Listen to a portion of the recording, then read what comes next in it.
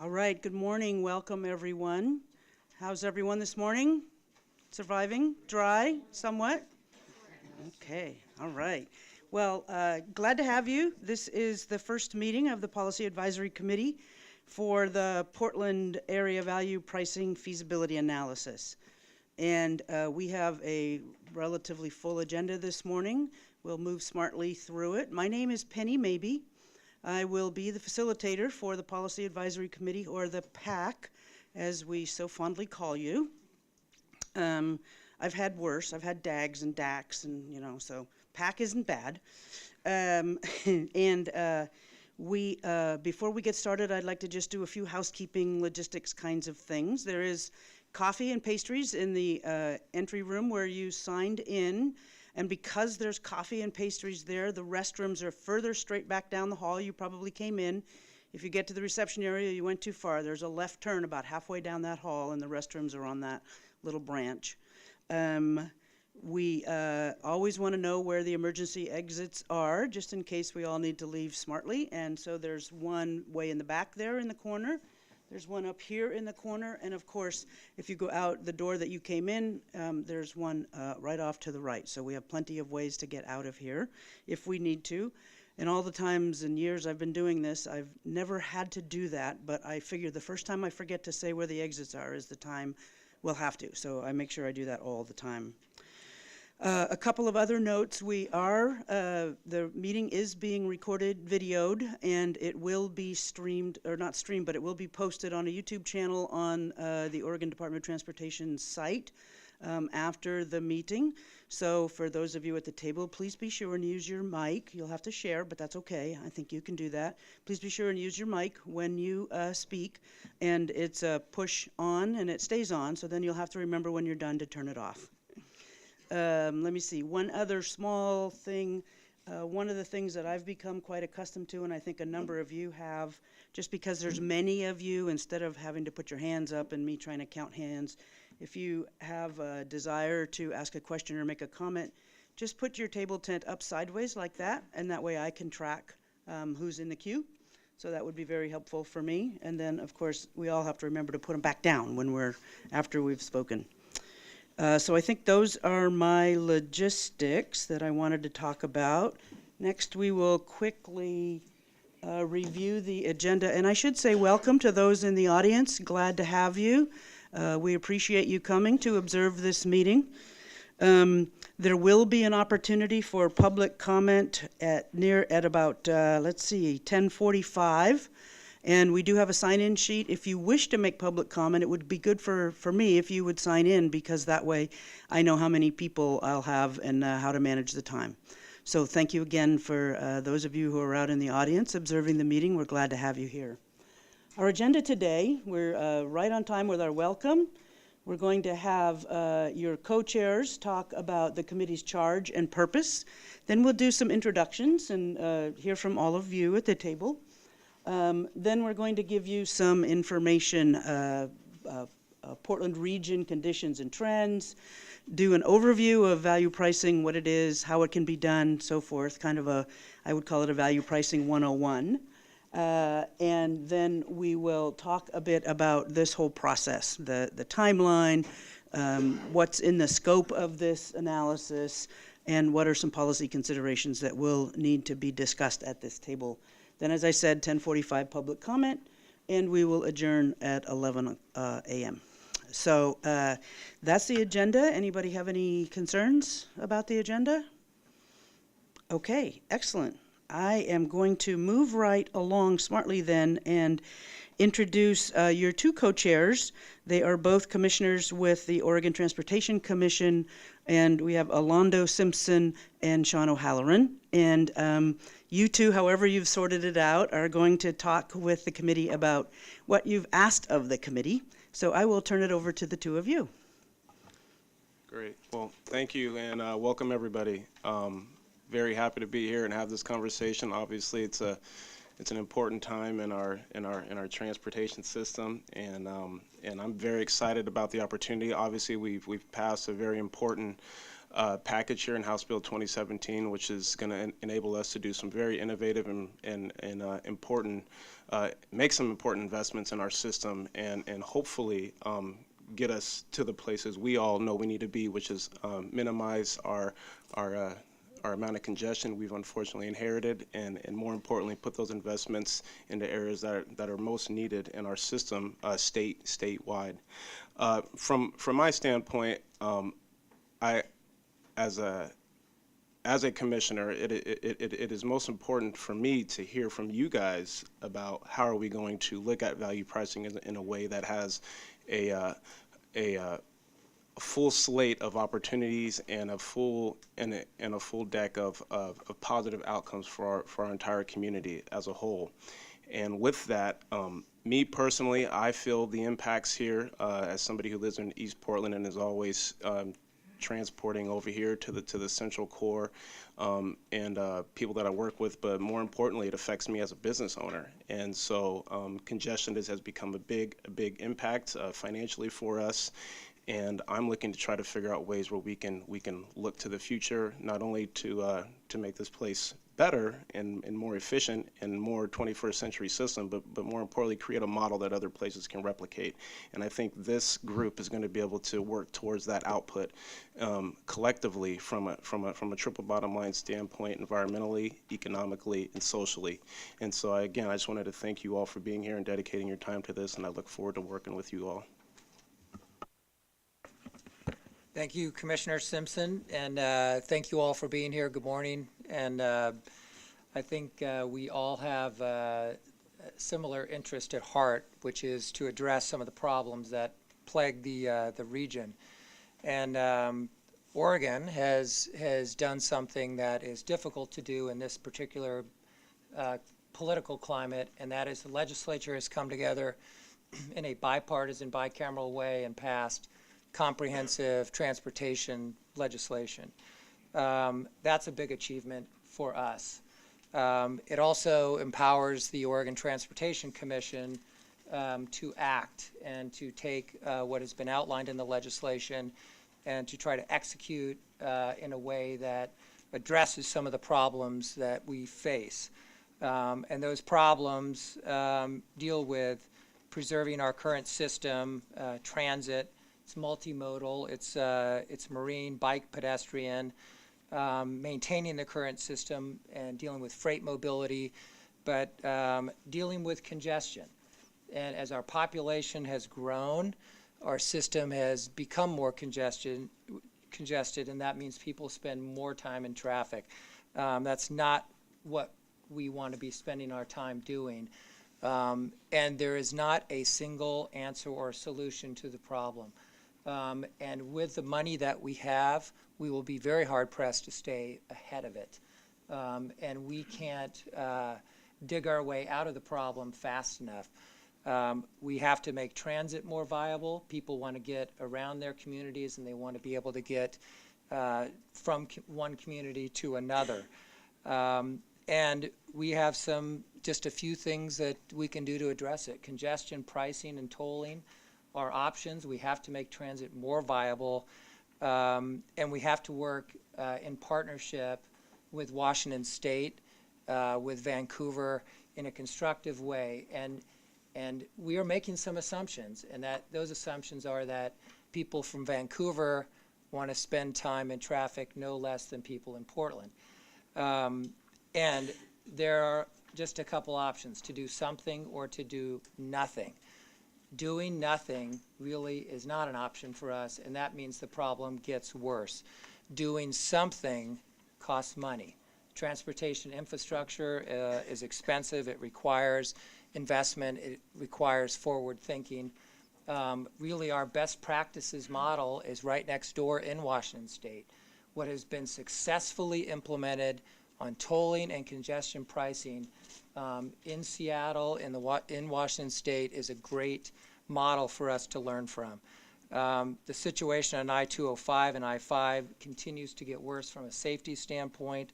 We've seen on I-205 a 29% increase in vehicle crashes, accidents, and we've seen a 15% increase on I-5. So we have to deal with it from a safety standpoint. We've also seen the number of vehicle hours and delay increase significantly in both places. So we're hoping for a constructive dialogue. We're hoping to learn and to listen and then to act and to work in partnership with the key stakeholders here. But the legislation is clear that the commission has a mandate to come up with some recommendations, and we have to do it in relatively short order. So with that, I want to say thank you and welcome, and we're really open to having a constructive dialogue in this format and other. I think we're available to connect with people as we can, and to have a constructive dialogue moving forward. And with that, I'll hang it up, but thank you. Thank you, commissioners. And so, as you hear, we're going to get going. We have a lot to do. A couple of other notes that I should have made. One is that we don't have any scheduled breaks, so we are all adults, so if you need to take a break and take care of something, please do that. Feel free. The other thing is that I neglected to mention we will be videoing, but also there will be meeting notes provided after the meetings. And I would like to just very briefly query you as a group. I am in favor of using first names and leaving honorifics on the paper and just use our first names with each other. Does anyone have any problems with that? Any objections to that? That way I don't trip up over all the different wonderful titles that are in the room. So, okay, excellent, great. Okay, so now let's find out who is at the table. And what I'd like you to do, I'm going to go around the table, and I'd like you to tell us your name, the role, the position you're filling on this committee, and what your goal is for your participation in this committee. We have about 20 minutes for this, and that should give each of you a little less than a minute. So if we could be concise, that would be great. But again, your name, your role, and your goal for the committee, and I'm going to jot a few notes on the flip chart, so I will be over on that side of the room, and I'm going to put Jana Jarvis on the spot and start with Jana, of course. So sorry. Good morning. I'm Jana Jarvis. I'm the president of the Oregon. Oh, okay. Thank you. Jana Jarvis, president of the Oregon Trucking Association. We are, of course, actively involved in all things transportation. About a third of the cost of infrastructure in this state is paid for by the trucking industry, just to give you some perspective. And so we have a very strong vested interest in what happens and how it happens. I will tell you that my members are located all over the state, and I can't think of any one of them who disagreed with the sentiment that we needed to fix Portland first. And so what you saw in House Bill 2017 was a reflection of the problem, the magnitude of the problem that we have with congestion in the Portland area, and we are glad to be here and hope to be a productive participant in this discussion. Thank you. Marion Haynes, I'm Vice President with the Portland Business Alliance. We have about 1,900 members, small, medium, and large businesses from throughout the Portland region. We've been involved in conversations about transportation and raising the alarm on growing congestion for quite some time. I think it was in 2005 that we first did a study with ODOT and the port and others that quantified the cost of growing congestion in this region. We updated that a couple of years ago, and those costs are significant from an economic perspective and from an individual perspective as well. So I'm happy to be here participating. Good morning. My name is Craig Dirksen, and I am an elected member of the Metro Council representing District 3. I'm also the chair of JPAC, which is the MPO's Transportation Committee, and I'm here to represent the perspective of the MPO and also to help ODOT meet the requirements of 2017, both administrative and strategic, so that we can continue to move forward and create the complete transportation system that our region needs. Good morning. My name's Pam Treese, and I am here representing Westside Economic Alliance. I'm the executive director. We are a public-private organization that advocates for transportation, land use, and housing. I also feel that my role here is to communicate back to the business community in Washington County and to bring their concerns back to this table. I appreciate the opportunity to be here, and I wish us all the very best as we move forward. Good morning, all. It's great to be here. Vivian Satterfield. I'm the Deputy Director at Opal Environmental Justice Orion. We represent and organize low-income individuals and communities of color here in the Portland metro region. We also organize Bus Riders Unite, a group of transit-dependent people who've been advocating for many years to help enhance the services and the experience of our public transit. So really looking forward to some robust discussion around the many intersectional issues that we'll be addressing here in this space together. Good morning. My name is Eileen Quiring, and I am a Clark County Councilor. What I hope to do is represent the 75,000 commuters that come from Clark County and Southwest Washington to make sure that they're not overly impacted by what happens here at the committee, but I also would like to add anything that I can to the discussion.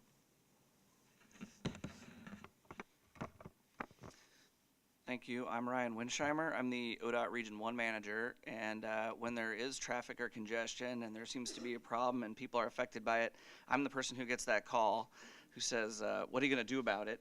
And for a number of years, you know, I think folks thought, hey, we'll just keep building our way out of it and things will be fine and we'll just keep adding lanes. We made decisions in this region specifically around not wanting to necessarily do that, and frankly, we can't afford to do that. We've thought maybe we could just get enough transit and enough sidewalks and bike lanes and alternative modes that maybe we can get there. And I don't think that's the answer either. I think the answer is you have to try to strategically remove congestion where you can with bottlenecks and projects. You have to do the transit and the bike lanes and the housing and all of these other things. But even with all of those steps, we're still projected to see an increase in congestion over time. And so I'm here really to try to understand if this is an option that can work in our region, and if it is, where, and how we can implement that, because I do think we owe it to ourselves to at least explore the opportunity to look at one more tool in our toolbox of how we might relieve congestion. So I'm looking forward to the conversation today, and as one of the persons who's going to be responsible for implementing it, I really appreciate all of you being here to help inform it and make sure we're making a good, informed choice as we move forward. So thank you.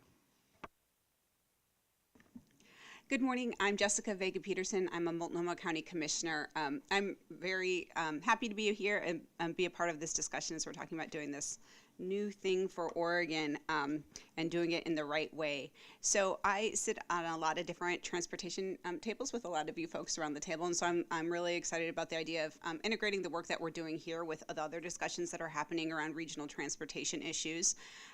In terms of the value pricing, you know, I think that looking at this as a new tool that we could have here to address congestion is a really important issue and important to do, but even more important is to make sure that as we're having this discussion, we're keeping in mind questions of social equity, of climate and congestion impacts, and really looking at how we can do it in using good models that have been done nationwide, but also looking at how we can do it in the way that's right for our region here.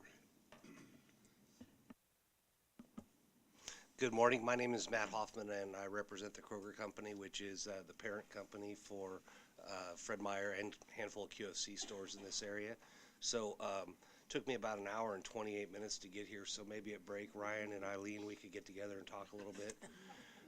No, but seriously, look forward to the opportunity to learn more about you know, the future in our roadways and what we can do to better traffic situations. Thank you.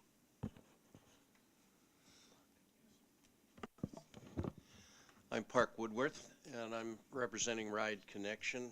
I'm a board member of that organization, which is a private nonprofit, provides about 500,000 rides per year to elderly and disabled people primarily. What I would like to end up with here is that perfect balance between reduced congestion and reasonable cost, particularly for the transportation disadvantaged. Good morning. I'm Brendan Finn. I'm Chief of Staff to Portland City Commissioner Dan Saltzman, who's your Transportation Commissioner. I'll be here representing the interests of the city. The Mayor, Wheeler, and Commissioner Saltzman are very excited about this effort and committed to it. So much so, this week we'll be filing a resolution that'll be on the docket for November 30th to support this effort.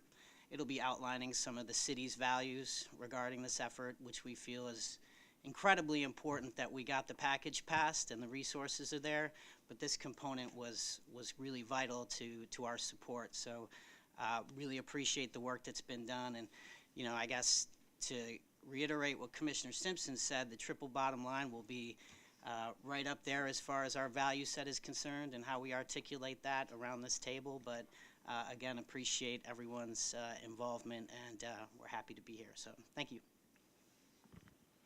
Hello, Paul Savas, Clackamas County Commissioner. I've been actually a small business owner in this region here for over 25 years. I retired my business, so I'm no longer in that. But I'm someone who traveled to the Seattle area and through the Portland area, and more so in my later years than in my earlier years.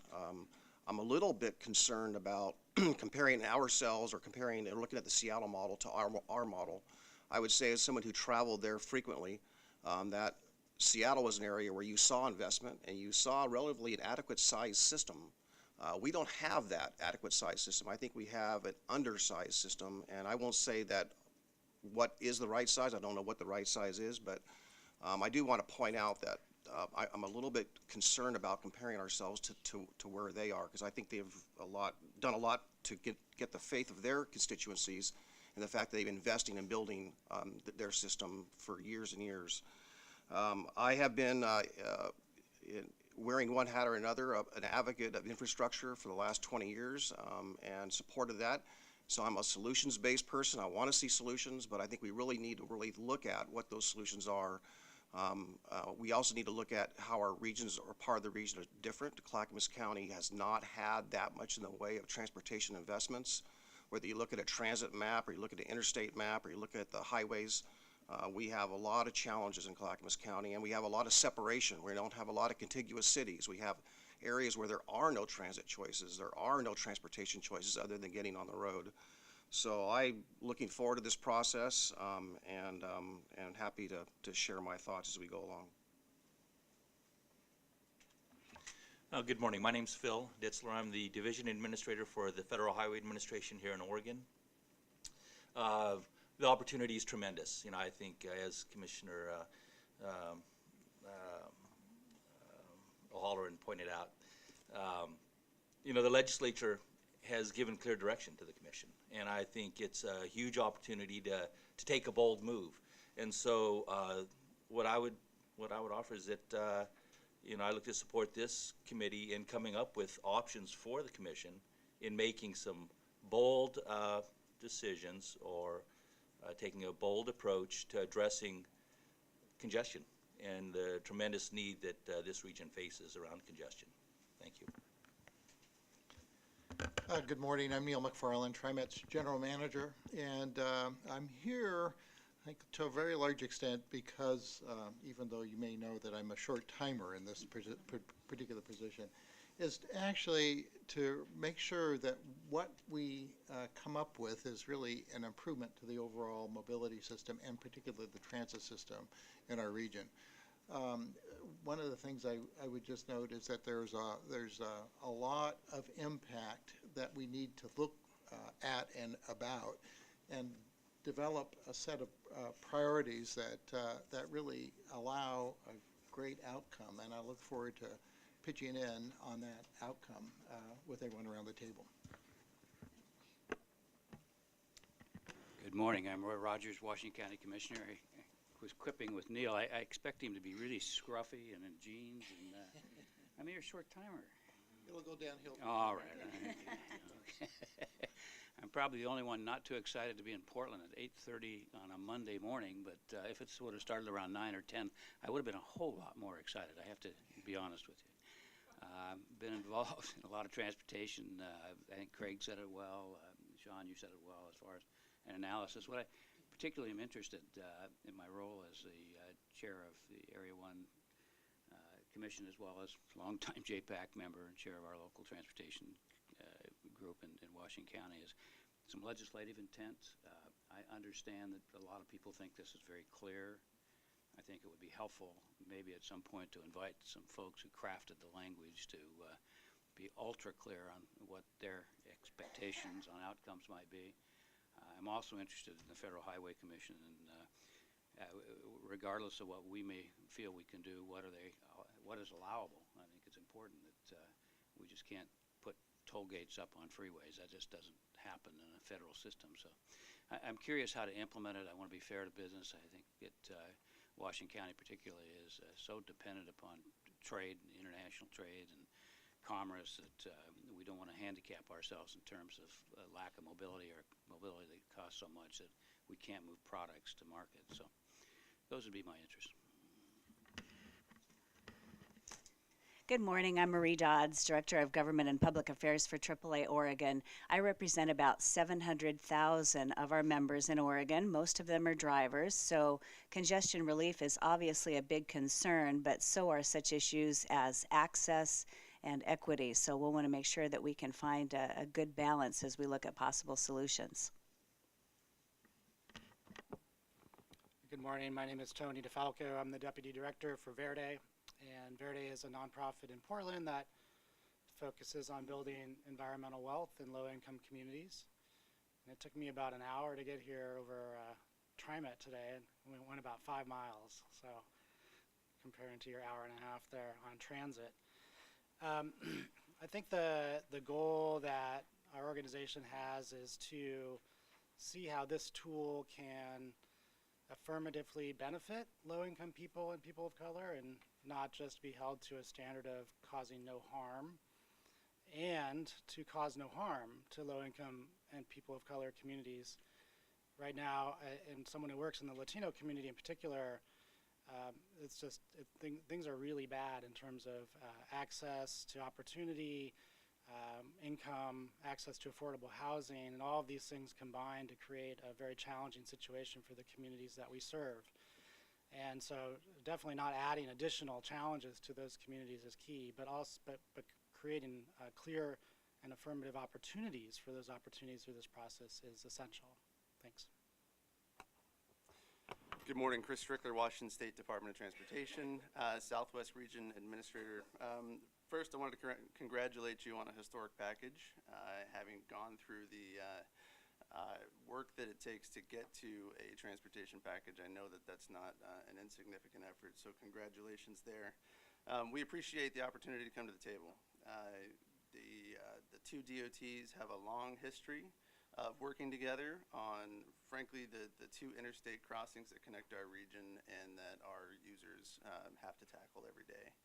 And as part of that, my voice or the position that I'm to bring is representing some of the Washington interests as well as the coordination efforts between the two DOTs, and my hope is to do that as we go forward.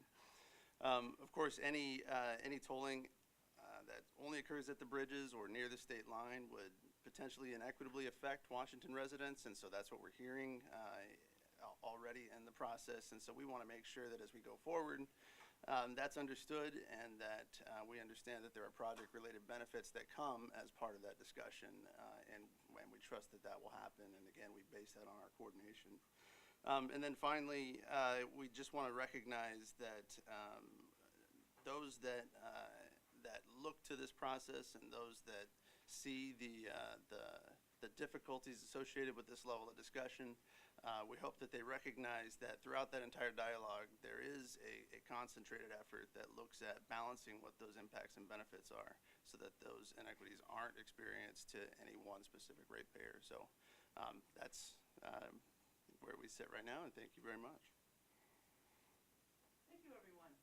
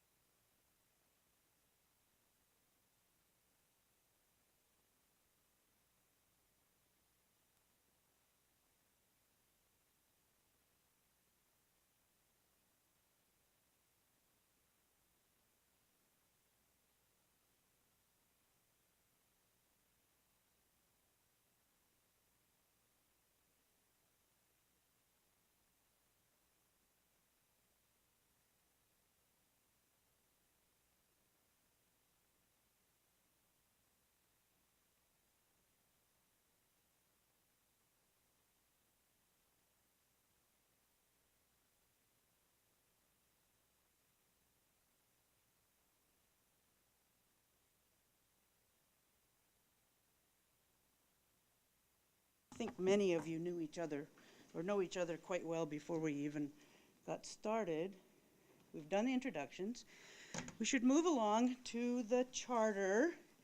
And I have, as you should have that in your packet or in your binder, and it was sent to you ahead of time. I'm not going to linger over it exhaustively, but I do want to go over it briefly.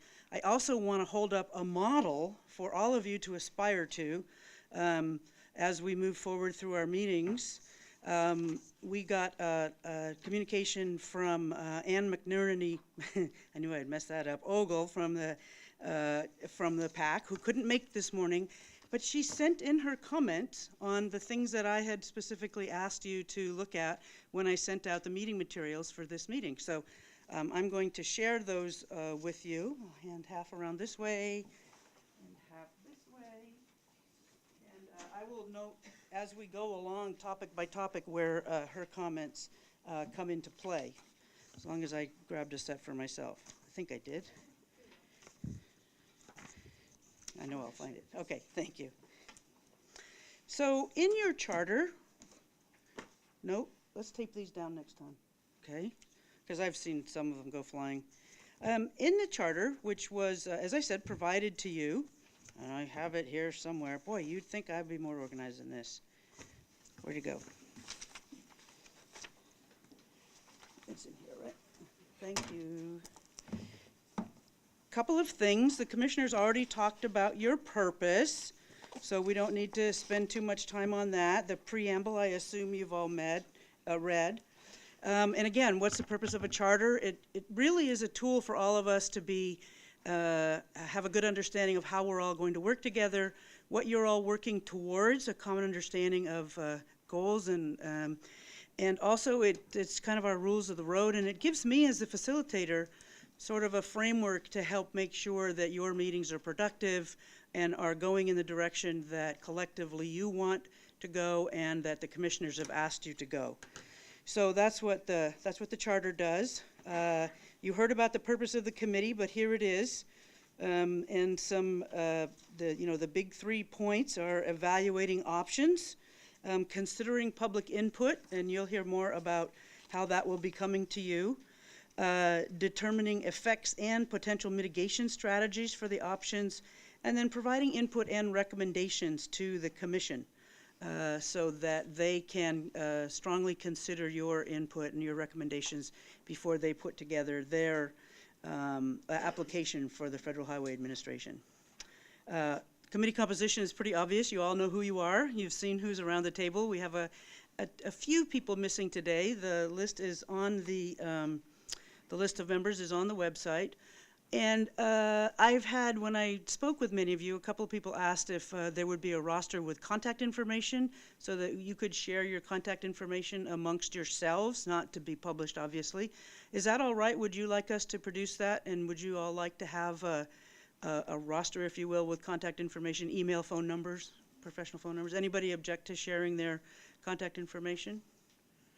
Okay, all right, we will do that. We'll take that as an action item. So then let's move on to, anybody have any concerns about the committee composition before I move on? Okay. Let's move on to committee responsibilities. Let me see. Let me make sure I didn't miss anything from this. Committee responsibilities. So here's a suggestion from Ann that she sent in. She said under committee responsibilities, the second bullet describes how managing congestion and financing bottleneck relief projects will be used to evaluate pricing options. She said it would be helpful to clarify what a bottleneck relief project is. The description lists new freeway lanes as an example, but could it be revised to include these other items? So I have looked at Judith, and we can certainly make that as a suggestion. Yeah, that is kind of a technical definition. It's up to the commission, really, or the commission representatives, or the rest of the PAC. But it isn't a policy difference. It's really more of a Clarification. Would that be useful to you all to add that clarification to that? Anybody object to that? Okay, all right. And then looking at committee responsibilities, again, you're representing your organizations. Routinely communicating with your constituencies is a huge part of what you're here for, and then providing recommendations. That is something that we will do everything we can to support you in as we move along. If there's something that you need to aid in your communications with your constituents, please let us know. We would be happy to help out with that. Another comment from Ann was meeting locations. She had asked if there'd be an opportunity to have a PAC meeting or community input activity in Southwest Washington. We're going to have all of the PAC meetings here in this room, in this location, because it is very centrally located for all of the members. It's almost a centroid, if you will. In terms of the public input opportunities, there's absolutely planning already underway to do activities in Southwest Washington. So that is underway, and we will certainly let Ann know that. We have our firm that I work for is also working on the outreach, and so we're very closely connected in terms of requests from the Policy Advisory Committee for how you want to get input and where you suggest getting input. So again, any suggestions you have about that, if you get them to me, I can get them to the communications team. There is also a list of factors for you to think about at a minimum, and this is not an exhaustive list, but at a minimum, consider these factors as you're evaluating these options. And so there's a long list there, and I believe that Ann had a comment on that as well. She said 2 of the 10 factors have to do with impacts on communities. For those factors, it would be helpful for Vancouver residents to see how the impacts would affect them, measured by geographic travel shed and socioeconomic population areas. And Judith, you... I'm just noting that there may be other comments. Yes, I'm going to come back to the other group. I was just going to do those before I forget, and then I was going to come back to the other group, the rest of you, and ask if there are comments. Paul? Yeah, I just wanted to on that one particular... Is your mic on? Yeah, Good, thanks. I'm sorry. On that one in particular from Councilor Gray, I believe, yes. The factors are on the back side of her letter, A and B, especially A. I really think that a lot of that applies to multiple parts of the region. Washington County is quite different than Clackamas, as is Multnomah County and the city of Portland. So I would really echo, especially on A, that be looked at. And I see on the factor of equity, and I'm glad to see we have environmental justice people around the table here. That's important, but I think that the word equity needs to be expanded into that geographic aspect that the councilor has outlined. Okay, is that right? You might need to get closer to your mic. I'm sorry. So, shall I repeat that? Or? Yeah, if you would, just about the equity factor. So I want to point out that I'm glad to see that there are people around the table representing environmental justice, but under the factors, the one in particular on equity impacts that the Councilor Gray's from her letter, the backside of her letter, specifically A, the geographic travel shed. Again, those counties of Clackamas, the county of Washington County, Multnomah, and the city of we're all different, and we have different levels of infrastructure, and there are equity issues, geographic equity issues that need to be addressed because, again, there's just limited options. So I just want to echo that. I support that. Great, thanks. Orlando? Yeah, thanks. Good point, Paul. I was just curious if the timeline on comments or whatnot. I know we're really kind of rushing this piece, and I think we have to be pretty much dialed in by June. So I'm just curious if everybody at the table has suggestions or comments that we actually maybe have like a particular timeline in which they can get those in if they dug a little deeper, have had something that they wanted to bring to the table after this meeting. Do you have you identified that at all yet? Like maybe within the next month by meeting 2, that if they have any other suggestions that we get rolling on the work. Specific suggestions in terms of factors or other things to analyze, is that what you mean? Yeah, exactly, just regarding the charter or anything. Oh, yes, well, we hope to, I'll be taking comments both here and over email, and we hope to finalize the charter in the next meeting, which is December 7th, so that's pretty quick. Yep. And then in terms of, as we ask for input on other pieces of the study, as we'll be asking for one piece today, we'll ask for input, and then that issue will come back the next meeting for finalization. So it will be kind of like that. We'll let you know when things are going to be finalized and when input is needed. So, yeah, do you think that should be mentioned in the charter? No, I think here is obviously just a perfect All right. platform. But for those who aren't here, I just want to make sure that they understand that those timelines, will be coming up Sure. for them to get their feedback in. Sure, and we'll be sure and reflect that in the summary, yeah. Craig, and then Ryan, and then Eileen. Thank you very much. I would like to look for a clarification and a confirmation under the options for evaluation. One of the items is consistency with state law and policy. But then when you read through it, it says Oregon Transportation Commission policy, state laws, and planning regulations. Now, I went back last night and read through the text of the measure. And several places in the measure, it's very clear that the work should be done in coordination with and complementary to also county, city, and regional policies, transportation policies. So I want a confirmation there that when it says "and planning regulations," that the regulations and policies of our local jurisdictions are also considered. I appreciate Commissioner Savas bringing up the point that we've got lots of jurisdictions in the region and we're all different. And so we need to make sure that the things that we do are consistent with the policies and whatnot that have been put forward already in the region. I'm not going to... You are confirmed, sir. Thank you. Okay, there you go. I was just going to say, I can't speak for the commissioners, but I bet the commissioners can. All right, excellent. Ryan. Thank you. I guess I just wanted to add to Commissioner Simpson's point about making sure that folks don't feel rushed and that we do have an opportunity to talk and think through this a little bit more.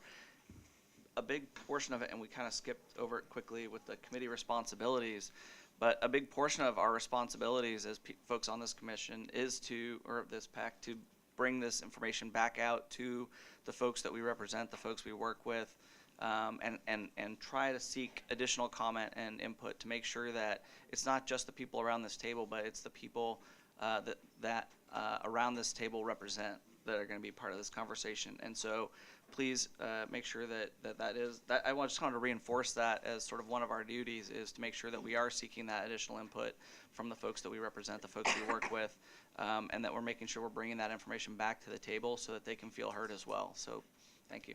Thanks, Ryan. Eileen? And something that I'd like to mention is about the public input. I see people in this room that probably want to have some voice, and they have 10 minutes at the end of the committee meeting. I understand that we have a lot to get through because this is our first meeting, but I'm hoping in the future there will be more opportunity for the people who are probably the most affected to be able to speak. Thank you for pointing that out, and I was going to bring this up later, but I can bring it up now. I think it's most pertinent. We recognize that it's difficult to balance the needs of having good time for the committee to have the discussions you need to have and to have robust public input to you. So to try and help with that, in addition to having a public comment meeting at the actual meeting, public comment time at the actual meeting, we've also established a specific email address so that members of the public can present comments directly to you as members of the Policy Advisory Committee. We will be monitoring that email address. We will bundle up the comments. We will not try and summarize them. We will just give you a compilation of the comments that come in, depending on how many come in, probably either bi-weekly or every other week or weekly, with just a listing of the topics, so that it will be another opportunity for you to hear from the public directly without it being filtered through any comment summary or anything like that. So that's another attempt to broaden the engagement with people being able to make comments directly to you all. There won't be an expectation for you to respond to them. It will be information in for you to consider during your work. So, I'll just add that I think it's a pretty legitimate concern, and I think it's our objective to make sure that those who want to raise a concern have been heard. We're at the front end of this process, and I think just right now trying to get our arms around all of what's entailed in moving forward. As we start to put together a construct, obviously there'll be specific concerns that'll weigh in on that, and including opportunity to weigh in before the commission before we act. So I think your point's valid. I think there's not any intention here to limit the ability for people to raise concerns. We want to be comprehensive, and just noting we're at the front end of it. And for those curious, the email address specifically to make comments to the PAC is valuepricingpac, all one word, valuepricingpac, PAC, at odot.state.or.us, and that is on the website. You can find it predominantly there, and I believe we will make sure that it's on all of our fact sheets and other materials. And for those of you who want to make sure that the camera picks up your very best look, when you put your table tent up, as much as you can, put it a little bit to the side so it doesn't block your face from the camera. That's the note I got from our wonderful support over there. So I will be putting mine like this all the time. Okay. So let's see. We were talking about committee responsibilities and then the factors. Anything else before I move on to process and protocols? Okay, excellent. So remember this, the whole point of this committee is to have a diversity of perspectives. And you are an advisory committee and you do not have decision-making authority. However, you will be called upon to provide recommendations, and it is always good. And we always strive, if we can, to come up with recommendations that you can all support. That makes them much stronger, I believe. But in the event that there are recommendations or pieces of advice for the commission that there is not full agreement on, there is an opportunity to put in minority reports.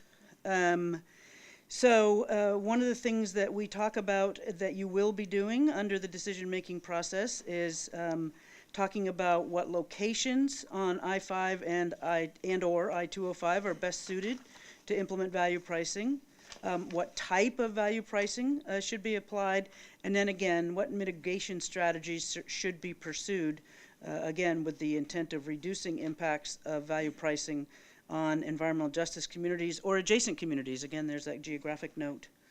So that is what you will be primarily providing your recommendations on, answering those questions for sure.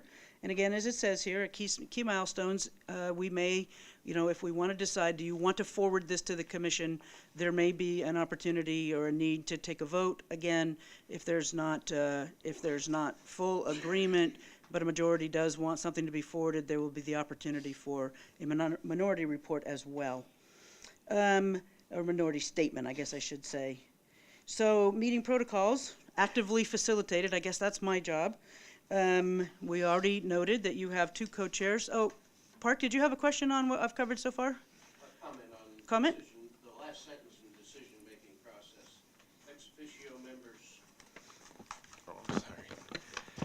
Ex officio members don't take part. Will not take part in any votes or the development of minority or majority statements. And I kind of object to the development that any information and input should be encouraged in the development. So I would replace that word with finalization. There may be better words, but if it comes down to a vote, fine. Ex officio don't participate, but it's like I can't have a telephone call, talk about it. I see. Other thoughts about that on the committee? Any objections to changing that? Okay, all right. And Paul?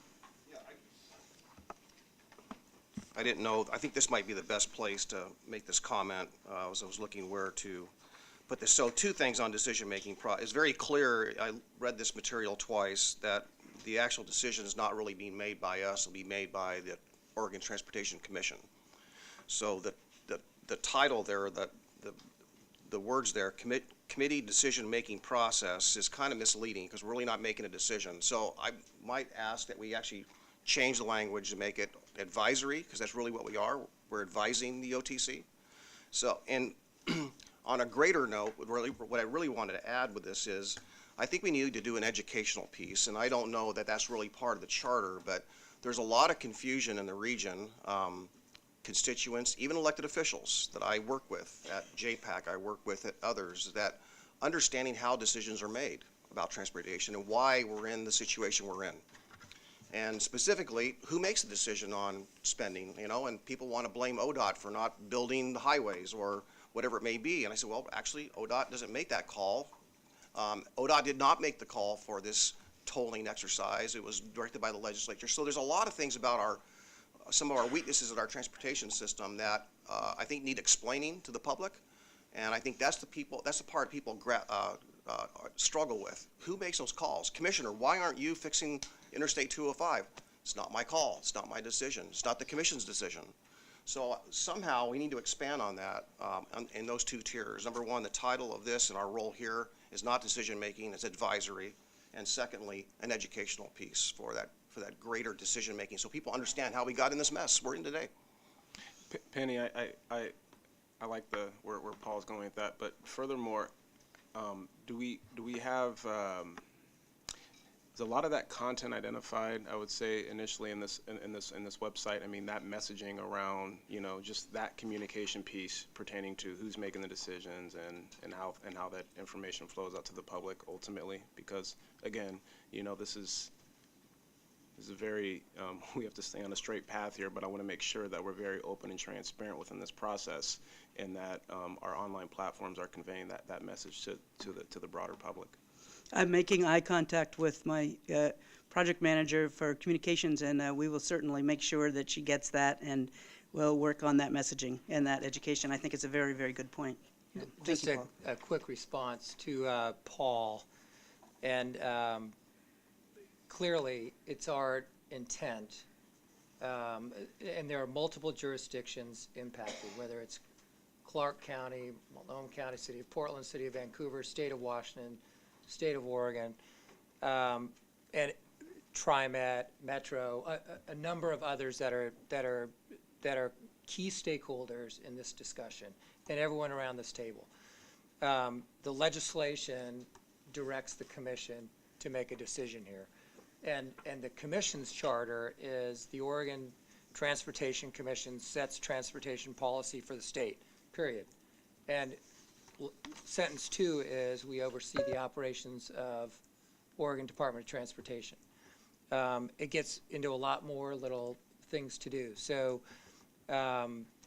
granted, there are multiple jurisdictions involved.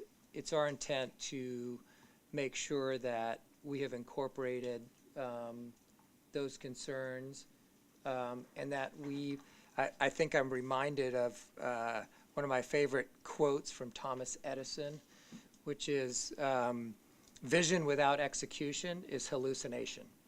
So at some point, we have to come up with a plan and we have to execute. And failure to do that means that we continue to sit in congestion. And we're trying to develop a process that gets us to decision making and that creates a vision that becomes a plan that hopefully we all agree to and can move forward. Because again, doing nothing because we get mired in the process or hung up on the decision making doesn't move us forward, and that's what we're trying to do. So I think it's hopefully we get to consensus. I don't imagine that everybody will agree on whatever plan we come up with, but it's to incorporate as many voices as possible and to come up with a specific plan and be able to move forward and hopefully provide some relief and try to keep up with the population growth in the region. Craig, and then Jessica.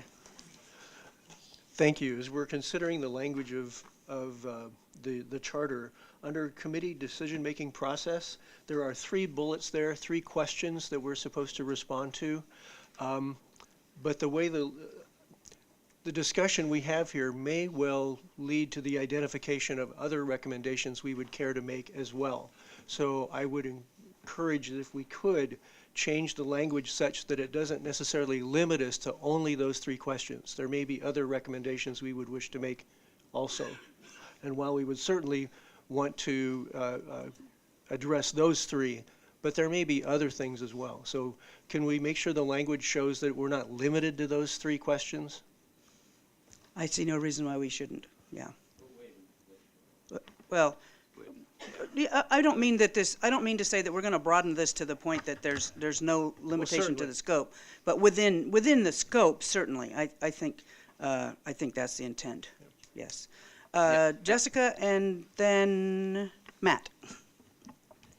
So thank you. So under the committee decision-making process, it really, talks about how we're encouraged to challenge ourselves and think creatively and approach things with an open mind. And that, and just looking at the letter that Ann had sent in back in the committee responsibilities in the second bullet point where it talks about financing bottleneck relief projects, I really feel like the parentheticals such as new freeway lanes is a little bit limiting in scope, and that was something that she had referred to in her letter too, in terms of are we going beyond that. So I would actually recommend that we either add to that or just strike it completely to really embrace the feeling of like we're going to be open in talking about how we're going to implement it and the solutions that we're looking at there. And I'd like to second Commissioner Vega Peterson's comments right there. We wanted to make that same remark. Okay, great, thank you. Matt? Yeah, I'm just curious if, are there any other cities or states that have implemented value pricing that we could glean some of their learnings and utilize during our meetings and exercises? You are going to hear a little bit about that a little later this morning. Thank you, yes. Okay, anything else on that section? Process and protocols, we got through the committee decision-making meeting protocols are pretty straightforward. I do look for you to give me a head nod on the ground rules that are suggested here. Silence electronics, we're asking you to ask questions of each other to make sure you understand and have clarity on different perspectives and preferences. And when you do speak, to express yourself in terms of your preferences, interests, and the outcomes you're looking for.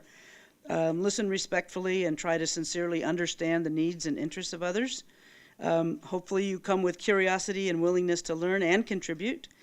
Honor each other by being honest, authentic, and brave. I think a committee such as this, on such a big topic such as this, only works if you really put things forward and really have open and honest discussions. Respect timelines by being concise and brief with your comments and questions, and you're doing a remarkably fine job of that. And seek common ground. Any concerns with those as our ground rules that I will use to help keep you on track as we go through this process? Yes, Paul. Just one clarification. Under ex officio members, which is plural, I just want to confirm that there really is only one ex officio member. Is my friend here, Phil? I believe that's the case at this time. Yes, Okay. indeed. So it's one member is Okay. ex officio, right? Okay, yes. Thank you. Okay, all right. The next bit of this talks about meeting schedules and attendance and the fact that because this is such a big, complicated topic of great concern, we're asking you to be at the table to the absolute extent you can. And again, much as Ann demonstrated, if you cannot be here and we've asked you for some input ahead of the meeting, to please provide that in your absence.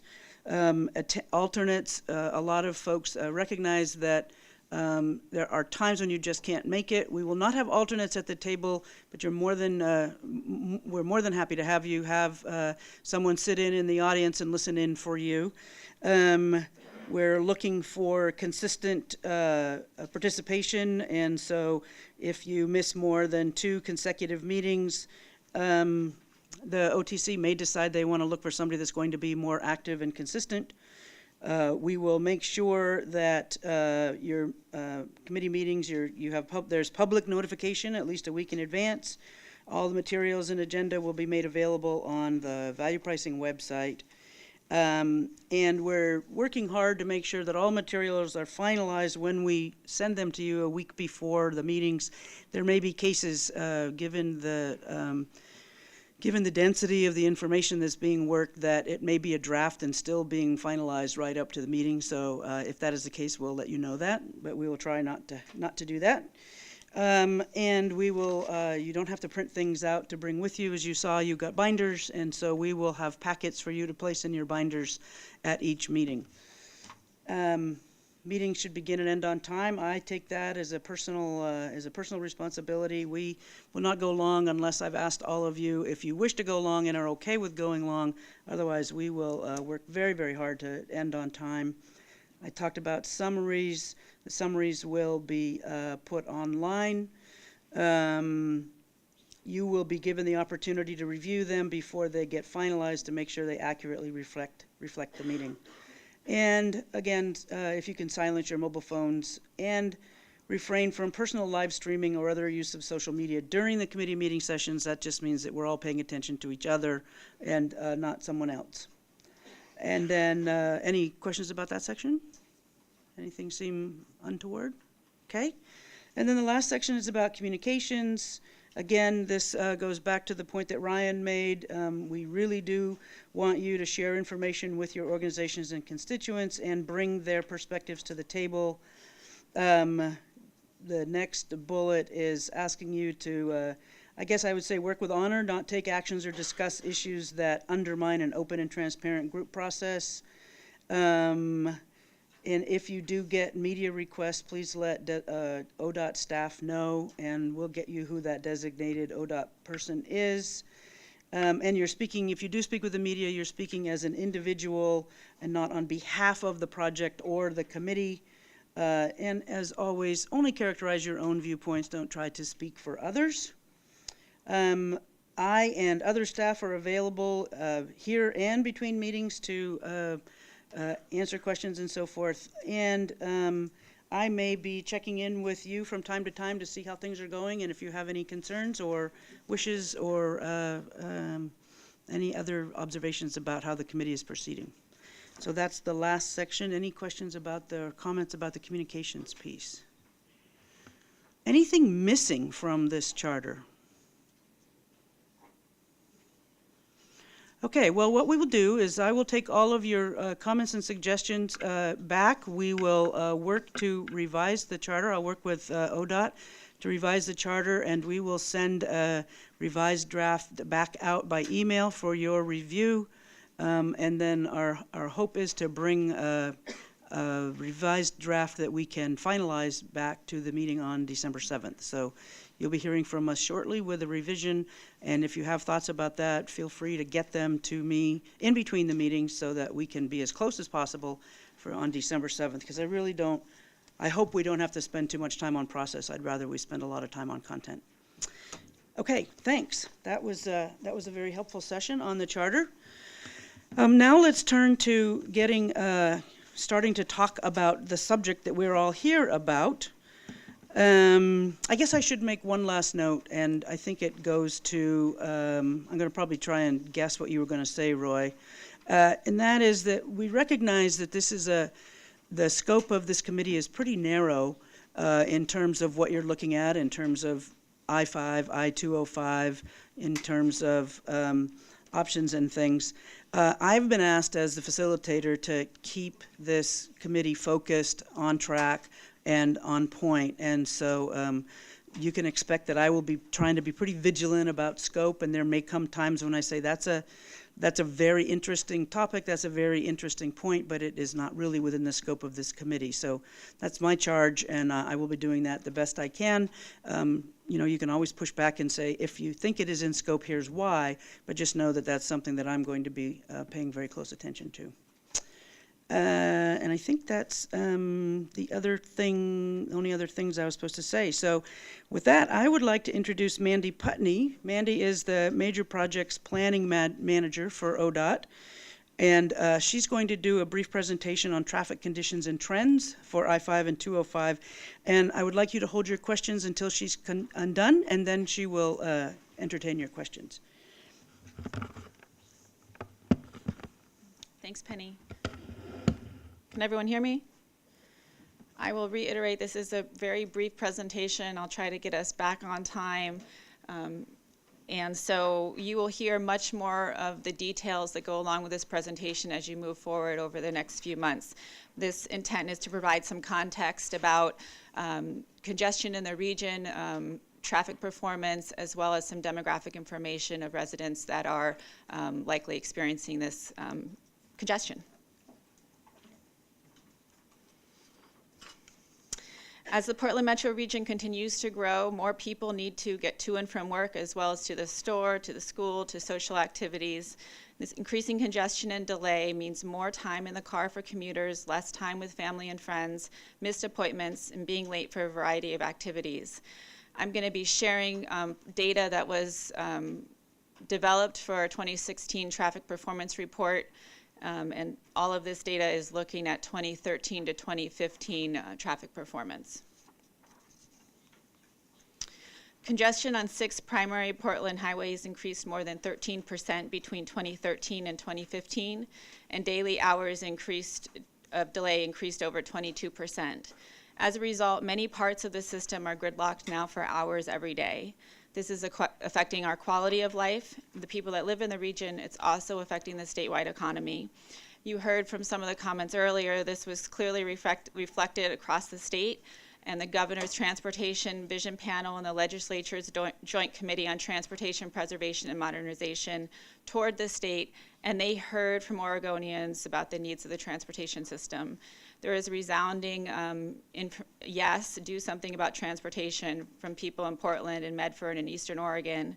This congestion in our region is affecting the ability of businesses across the state to move goods from our farms, forests, and factories to market. The congestion here is increasingly affecting our trade-based economy, increasing costs to move goods, and making our businesses less competitive. I-5 and I-205, the focus of our analysis for this feasibility work, are the region's and the state's primary north-south freight corridors. My next slides are going to provide an example and information about both of these specific corridors.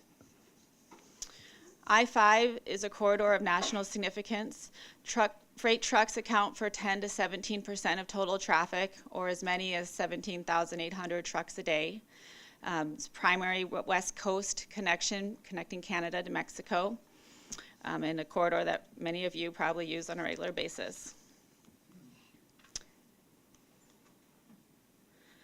Delays on I-5 are increasing in both directions and during the morning and the evening peak hours. Unreliable trip times have a significant impact on drivers. If your trip takes 20 minutes some days and 45 minutes on other days, you must plan now for the longer travel time in order to make sure you can get to work on time or pick up your kids from daycare on time before it closes. We call this a buffer time, and this buffer time that's required on trips on I-5 continues to grow. Bottlenecks are segments where traffic congestion regularly occurs. At these locations, there are slow speeds and travel delays. Many of the bottlenecks on I-5 overlap with each other, and the duration of congestion is increasing at most of them. The most severe bottlenecks on I-5 are at the Interstate Bridge and the Rose Quarter areas. And I see some folks in the audience taking pictures. This presentation will be posted online, so you're able to pull all the slides later today. Along with congestion increasing and delay, there's a high level of crashes on the I-5 corridor. You'll notice similarities between this map and the bottleneck map. The high crash locations correlate with the bottleneck areas. Once there is a crash, it further exacerbates the congestion and causes even greater delays. This is a summary slide showing the degrading performance on I-5 between 2013 and 2015. You have the actual numbers for hours of congestion, hours of daily vehicle, hours of delay, and annual crashes, and then the percent change between 2013 and 2015.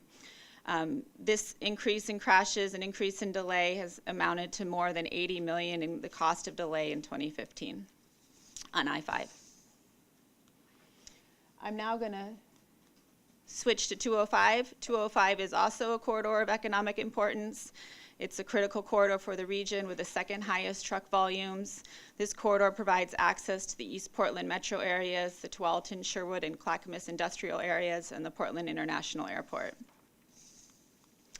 The story for I-205 is similar to the one you just heard for I-5, with delay increasing and unreliability getting worse.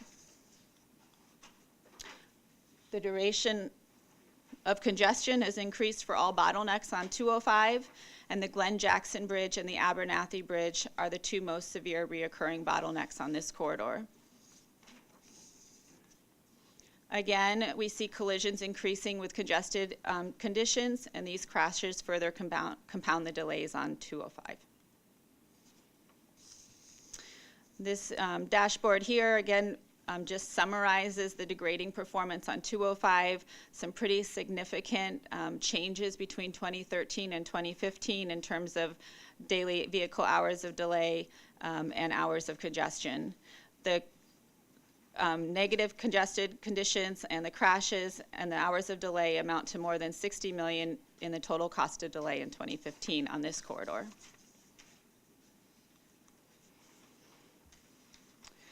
We have been trying a multimodal and comprehensive approach for this region, both with the Regional Transportation Plan and more recently with House Bill 2017, to really look at funding bottleneck projects as well as prioritizing transit, bicycle, and pedestrian projects. We need to continue to invest in these multimodal projects. However, we know that projects alone are not going to be enough to solve our congestion problem. Even with very ambitious funding scenarios, the proportion of trips made by transit, walking, and biking would likely increase about 2%. And under these scenarios, we still see congestion increasing over 100% for passenger vehicles. So we are here today to consider value pricing as one more tool that could potentially be added to our toolbox to look at managing congestion. I'm now going to shift from my traffic overview to talking about the people that are here in the region that are experiencing this congestion. I have a series of maps that I'm going to share with you. They were all generated using policymap.com. They show data from the U.S. Census American Community Survey between 2011 and 2015, which is the latest census data available. There's an orange circle on these maps that shows a 20-mile radius around the city of Portland, and the maps show concentrations and distributions of certain demographic indicators. Like the traffic data, this is a high-level overview, and additional detail will be available as we move forward with our analysis. This map here shows median household income, annual income by census tract. The darker the area, the higher the median household income. Median incomes are lower in East Portland along I-205, parts of North Portland, and in West Portland along Oregon 217.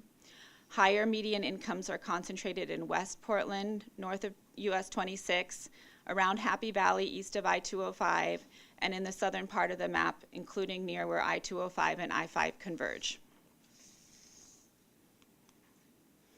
This next map shows the percentage of individuals by census tract who identify as non-white. Darker blue areas have a higher proportion of non-white residents. Percentages of non-white individuals are greatest along the I-205 corridor north of Oregon 212 in East and North Portland and west of Beaverton. This map shows the estimated percent of the population age 5 and older who speak English less than very well, according to the American Community Survey, so they consider to have limited English proficiency. These tracts shown in darker blue have higher percentages of residents who are non-native English speakers. More people living along I-205 are non-native English speakers than along the I-5 corridor. Concentrations of non-native English speakers are greatest along the I-205 corridor in East Portland, east of I-205 toward Gresham, between Southeast Division and I-84, west of Oregon 217, and where the two corridors converge south of Portland. In Clark County, higher concentrations of non-native English speakers live between the two highway corridors along SR 500 and 4th Plain Boulevard, around Vancouver Lake, and east of I-205 in the Brush Prairie area. Spanish is the most common language spoken at home besides English in this area. Other languages spoken by residents living in this area include Chinese, both Mandarin and Cantonese, Vietnamese, Russian, Arabic, Korean, Japanese, and others. Among the two highway corridors, the most commonly spoken language other than English are Spanish, Chinese, Vietnamese, and Russian. I have two more maps for you. This next one shows the percentage of workers by census tract who drive to work or did drive to work between 2011 and 2015. Darker red areas show higher proportions of car commuters. Throughout the area, the majority of people commute to work by car. To the west of I-5 and east and south of I-205, around 70% or more people commute by car. Very few areas see 60% or less drive to work, and these areas are largely clustered around downtown Portland and the inner neighborhoods. And this last map is largely an inverse of the previous map, showing the percentage of workers by census tract who commuted to work using public transit between 2011 and 2015. Darker areas on the map have higher proportion of transit users. Transit use is highest in Portland's inner neighborhoods and closer to downtown, and more popular near Beaverton and between Gresham and Portland along Southeast Division and Southeast Powell Boulevard. Transit use is minimal for those who live south of Tigard in Milwaukee or in Clark County.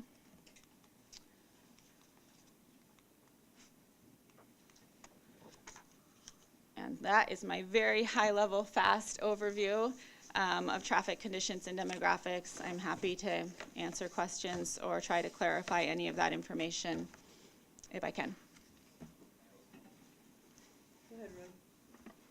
And thank you for clarifying in regard to the other question I had of my good friend Craig. I always appreciate that he has I think you'll need to get a little closer. he has a lot to offer, and I agree with his point. I just didn't know how far we were going to extend it to other issues.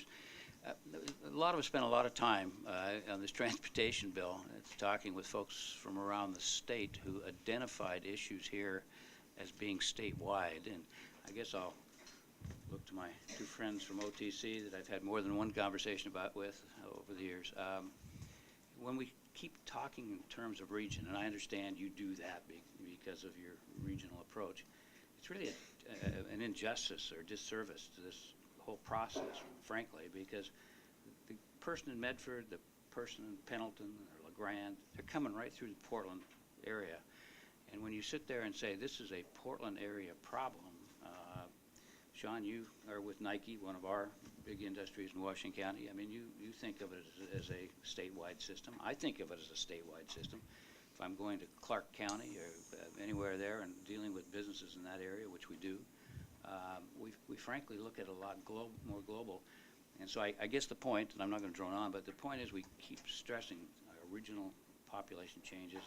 It's a statewide issue, and it's an issue of trying to get folks to market and things, people through, and I mean, it's a state of California issue, it's a state of Washington issue, and so I go back, and I'll stop, but if we can go back to the legislative intent, if it's just to say we want to solve problems for commuters in Portland, I don't think it has a lot of legs in the legislature, honestly. If we have a charge of saying how do we solve transportation issues more globally, we can get votes around the state. We can't get them just for the Portland area. So I think we need, honestly, from the OTC folks, understanding a little more legislative intent, and aren't we more broadly looking at transportation issues statewide that impact our region? So, thank you for that, and yes is the answer.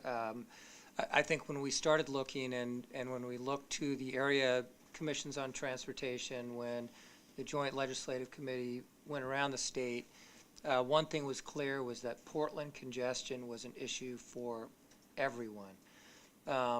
So much so that even the trucking routes, and Janet can comment on this, but that Interstate 97 is being used more frequently to go from California to Washington as we're talking about trade.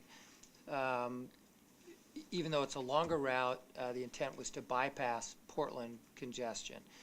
In eastern Oregon and central Oregon, around the region, I think everyone said that Portland congestion is clearly not just a municipal issue.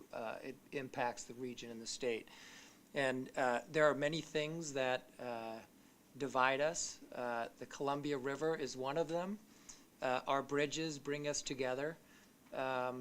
But they have only so much capacity to deal with this. So, and to the extent that as we are talking about bottlenecks in the region that are contributing to that congestion, no one wants to spend more time. And I think the viability of the economy in the region, getting goods to market, both through the Port of Portland and what goes through Seattle, Tacoma, and other points in Washington State from here. And I think, you know, we see it as trucking routes are constrained.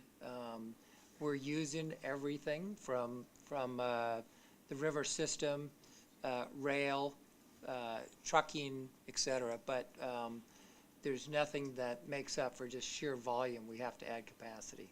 So, but you're right in that this is not a local problem. Oh, Jenna, you were up and then you went back down?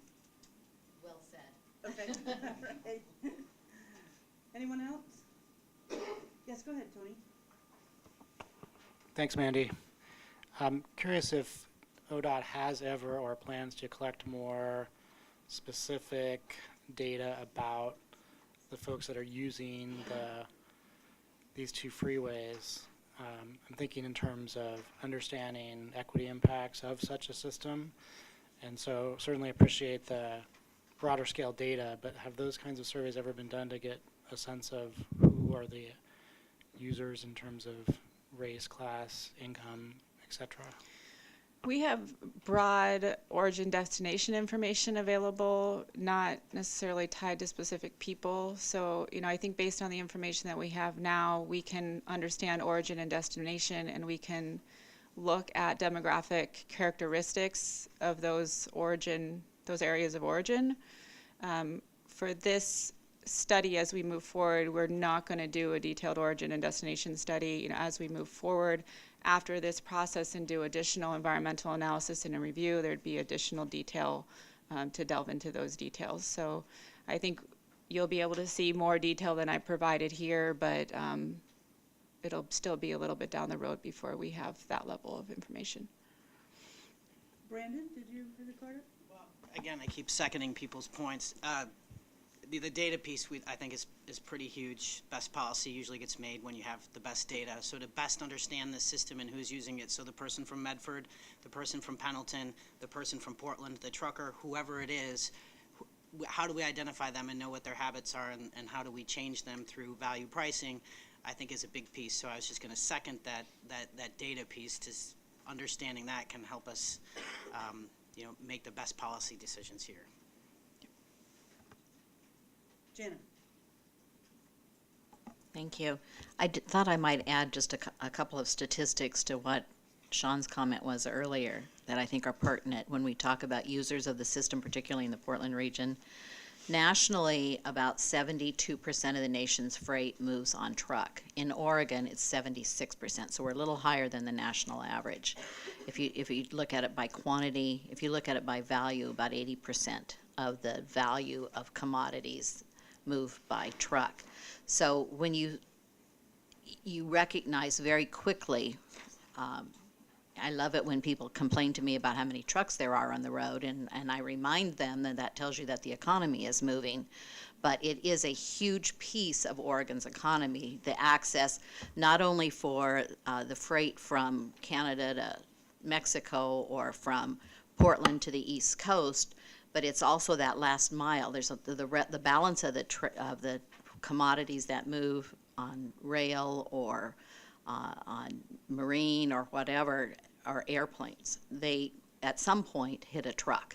So it's in the congestion, if you look at Portland being an economic region driver, that congestion is impacted significantly by the fact that all of those commodities at some point have to get on a truck and move at least a few miles to their final destination. So it's a big piece of our, I don't think most people understand how much of our product moves by truck, and I just wanted to throw that in. Thank you. Vivian and then Paul, and then I think we're going to wrap this up and keep moving. Just a quick anecdote for Jana. Thank you for your comments. I was on I-5 and saw a truck that had a sign behind it said, upset about trucks, buy less stuff.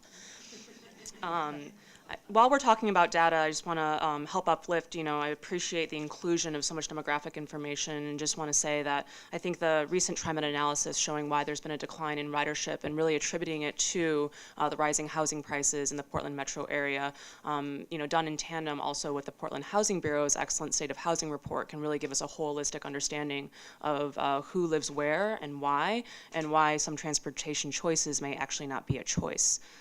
Just wanted to do that. And also just to ask, will there be a Title VI analysis done on whatever the outcome and recommendation will be passed forward to the OTC? We will be considering Title VI and environmental justice. Both are categories or classifications that are important to federal highway as we're looking at this analysis, and then as we need to do future analysis under National Environmental Policy Act. So we will be keeping both of those categories in mind. Well, Roy's earlier question, getting at legislative intent, a question I've been hit with often, I don't have the answer for, is do we know why, and I do not want to expand the scope of our project here, but why we only are looking at the north-south and not any of the east-west corridors to the region?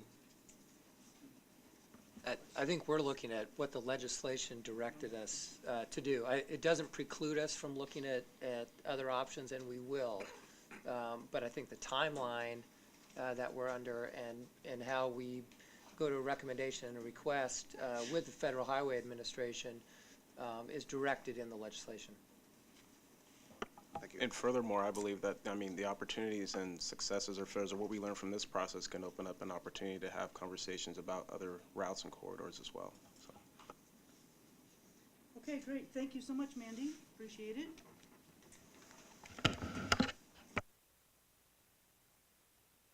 I know we are videoing, so I'll try to use the mic as much as I can. Next up is, excuse me, Trey Baker. From WSP. Trey is chair of the Transportation Research Board Standing Committee on Congestion Pricing. And the TRB is part of the National Academy of Sciences. Again, we're going to let Trey go through his presentation, and then we'll have questions afterwards. Thanks, Trey. All right. Thank you very much, Penny. It's great to be here with you this morning. As Penny said, I am Trey Baker with WSP. I apologize for my voice. I am getting over a little bit of a cold, so please try and bear with me. If you have any questions, as she said, I will do my best to answer them at the end of my little talk here. If I don't have an answer for you, I can assure you we will try and track down the answer for you.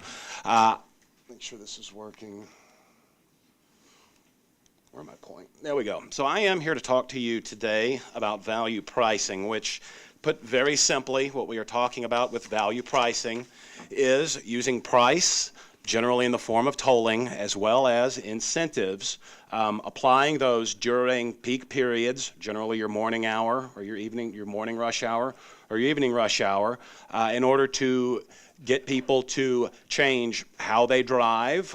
They maybe perhaps carpool, take transit, or some other mode when they drive, perhaps shifting to other parts of the day or not taking a trip at all.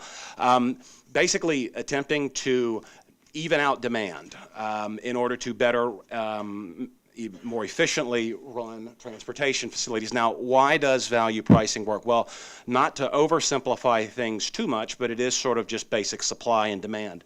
What I've got here on this chart here is a basic supply and demand chart. Now, when folks get out on drive during rush hour, generally the only price they're paying is, perhaps the price of fuel or the price of vehicle registrations, things like that. They're already sunk into the cost. There is no price that they're actually paying to get out on the road. And so what happens is we're actually pricing very low, right? This is where equilibrium is, supply and demand. And what happens is when we have price very low, the quantity, the demand for the quantity actually far outpaces the actual supply that we have, right? Again, I'm oversimplifying quite a bit, but with value pricing, what we're trying to do is we're trying to raise the price of that access for that facility so that then we can manage demand and actually achieve equilibrium so that the supply actually meets demand. Doing this is actually more efficient than a lot of other strategies that you might employ, such as, reworking your traffic signals or rationing, limiting the ability of people to get on and out, closing ramps, opening some others. Pricing, might seem counterintuitive, but pricing can actually save billions of dollars in lost time and monetary costs, because when you price, you're achieving higher and more efficient travel speeds. Traffic is generally flowing very quickly relative to congested conditions. And pricing also complements lots of other traffic management strategies, right? Pricing can certainly work on its own, but it works even better when you do it with things like active traffic management, things like dynamic speed limits, things like that. Now, pricing is obviously also can be a revenue generator. You can generally, you can use it to fund operations and maintenance. You can use it to invest in the corridor. However, that's not necessarily the key goal, right? Pricing facilities can be revenue neutral. If you're more interested in free flow and making sure that the system runs efficiently, you might not be interested in making money off of it. So let's just cover real briefly, how does pricing get authorized at the federal level? I'm going to cover this high level. We do have FHWA folks here who can get into this in a lot more detail, better detail than I can. But first off, we have two items from U.S. Code Title 23, Section 129. This provides just sort of general mainstream tolling authority. It allows for tolls on new highways and new lanes, so long as the number of toll-free lanes that you have is not reduced.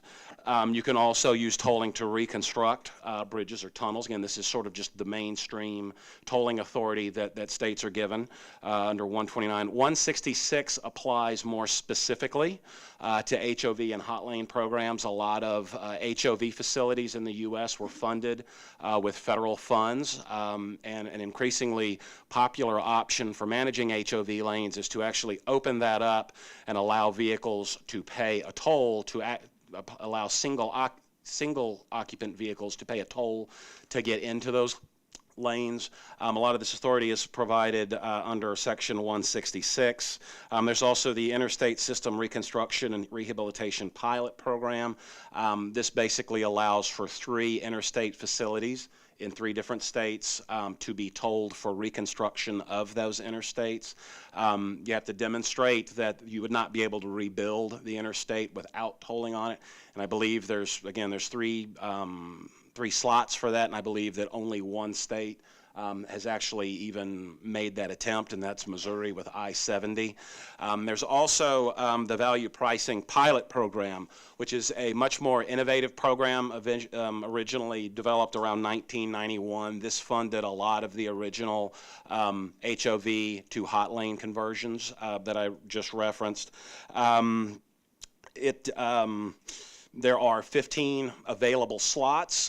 These slots are generally held by states. I believe there's 13 state slots. States like Texas, California, Virginia, and Oregon all occupy a slot under the value pricing pilot program. There's also 2 cities. That would be New York City and the District of Columbia. This allows you to explore a lot of different innovative funding approaches. It's important to note that these programs right now do not provide funding for these projects. They merely authorize the local agencies to pursue funding. So let's, I keep pointing at the wrong thing here. My apologies. So what are we talking about when we're talking about, did I skip a slide? There we go. Just very briefly, I want to touch on state policy on pricing here in Oregon. The Oregon Transportation Commission does have authority to establish tollways and toll rates. However, revenues from that are subject to the Oregon Constitution, which means revenues must be spent on the roadways. And finally, Oregon does not prohibit local governments from imposing local tolls. All right, so let's get a little bit more into what we're actually talking about with value pricing and how it's applied. I want to talk real briefly. There's two main categories of pricing, of freeway pricing, and that's priced roadways, where we are talking about pricing all lanes over a roadway, and then there are priced lanes, where you're pricing very specific lanes on the road. You wouldn't have all lanes priced, but you would just have very specific lanes. Now, included in these two categories, included in priced roadways, is one application where we might be looking at here, which is pricing of ramps leading onto a road. Now, that means that you wouldn't necessarily be tolling whole segments of the roadway, but you would just, when folks get on, you might toll them, you would, perhaps levy the price right then, and then when they get off. So there's not mainline gantries and so forth up along the roadway, but you're pricing the ramps that people are getting on and off. So that's one subset of priced roadways. And another subset of priced lanes is the potential to use what we're calling a priced bypass meter jump, which is basically when you have ramp meters, you would give folks the opportunity to pay a toll and bypass that ramp meter. This is not something that has been done here in the U.S., but it is an option that might be on the table, so we do want to get those out there. There's additionally, I want to note, when we're talking about freeway pricing, there are lots of different ways to do the pricing itself. You might price based on a segment, where it costs a certain toll to go just one segment or two segments, and then the rate you pay adds up. Or you can toll based on origin and destination. Basically, we know you got on at this ramp, and we know you got off at this ramp, and then the rate would, the toll paid would actually be similar. So there's lots of different ways to do this, and there's lots of different policy considerations that go into those decision making. There are other strategies that incorporate value pricing. One is cordon pricing. This is where you would basically draw a line around a circle around, say, a central business district, and anybody crossing that line would pay a toll. We don't have any of these here in the U.S. There are several facilities. There are several applications in Europe. There's also priced parking, where you use value pricing on parking. The more demand there is for parking, the price goes up. There's also area-wide charging, which Oregon is a leader in.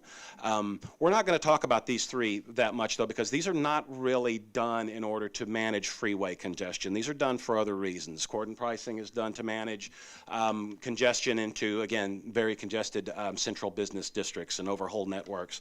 Price parking is for, again, controlling pricing, and then area-wide charging is more for transportation funding and financing. If you're going to talk about managing congestion on freeways, we're really going to want to stick to the priced roadways and the priced lanes. This map here shows where we have variably priced lanes and roadways in the U.S. Note, these are not toll roads. These are just variably priced lanes and roadways. The circles that you see here, a lot of these are your, the yellow ones are generally your facilities that used to be HOV lanes that were then converted to hot lanes, and I'll get into that in just a little while longer. The pink dots represent your express lanes. These are more recent facilities, and again, I'll talk about those here in just a few minutes, but increasingly we're seeing lots and lots of express lanes. We also have lots of variably priced bridges and tunnels, and then just roadways. As you can see, very popular up in the Northeast, and also quite a few over in California. Let me, before I start talking more specifically about pricing application, I want to make something very clear. When we're talking about pricing, we are really not talking about putting toll booths. What happened there? Okay. There we go. So we are not talking about putting toll booths on the roadways. If you are wanting to manage freeway congestion and you're wanting to keep traffic moving, putting a toll booth on the road is not the way to do it. All right? So pretty much all of the pricing, the recent pricing applications that we have seen use open road tolling with license plate recognition technology, sort of as an enforcement system. I can certainly answer any questions you might have about that later on. And furthermore, if you have a pricing application where you're wanting to give incentives to carpoolers, there is technology that allows you to do that. There's switchable tags. So I just want to be clear that when we're talking about pricing, we are not talking about putting toll booths. That's just not the way it's really done anymore. So first off, let's talk a little bit more in depth about the priced roadways. What we are talking about here, again, is talking about implementing pricing over all of the lanes of a roadway. Now, this is sort of your more traditional toll road, but what we're talking about doing here is pricing it so that the price is a little bit higher during periods, like in the morning and the afternoon peak. These are pretty much almost all of these facilities, again, are using open road tolling. And historically, what we're talking about with these types of facilities is we're using tolling in order to actually construct the facility. We're not necessarily, we're interested in controlling traffic on it, but we're not as interested, we're really more interested in using the tolling to actually finance it. A great example of this is the Intercounty Connector. This is in Maryland. This is basically an extra spur on their main outer loop. This is an 18-mile, 6-lane corridor. It does use all electronic tolling. As you can see, the toll rates here, it varies about 25 cents per mile during the morning and evening peak, drops down to 20 during the off peaks, and it's 10 cents per mile during the overnight. There is a 50% premium for those who use the video toll, and what that means is if you're not using an Easy Pass transponder, if you go through the gantry and they collect your license plate information, it costs you 50% more. There are no toll booths on this facility. All right, now this is one of those facilities I was talking about where tolls are based on the entry and exit. Basically, they know where you get on and then they'll know where you get off. This facility has traditionally hit and exceeded its traffic and revenue projections. And in fact, travelers on this facility, and you can see it's sort of connecting residential areas in Prince George's County, the main D.C. Suburbs. Travelers on this road tend to get 50 to 70% travel time savings over other local. This is a very popular road for folks traveling to BWI Airport because it provides such great travel time savings. Another example is, of course, just to the north of here. This is the SR 520 floating bridge. This was an 8-mile replacement to the pre-existing SR 520 bridge. They started tolling on the old bridge several years before they actually constructed the new one. It is priced dynamically so that, again, you have the lowest is $125, the highest going up to $430. This, again, one of the main reasons for pricing this was so that they could generate revenue sufficient to replace the bridge.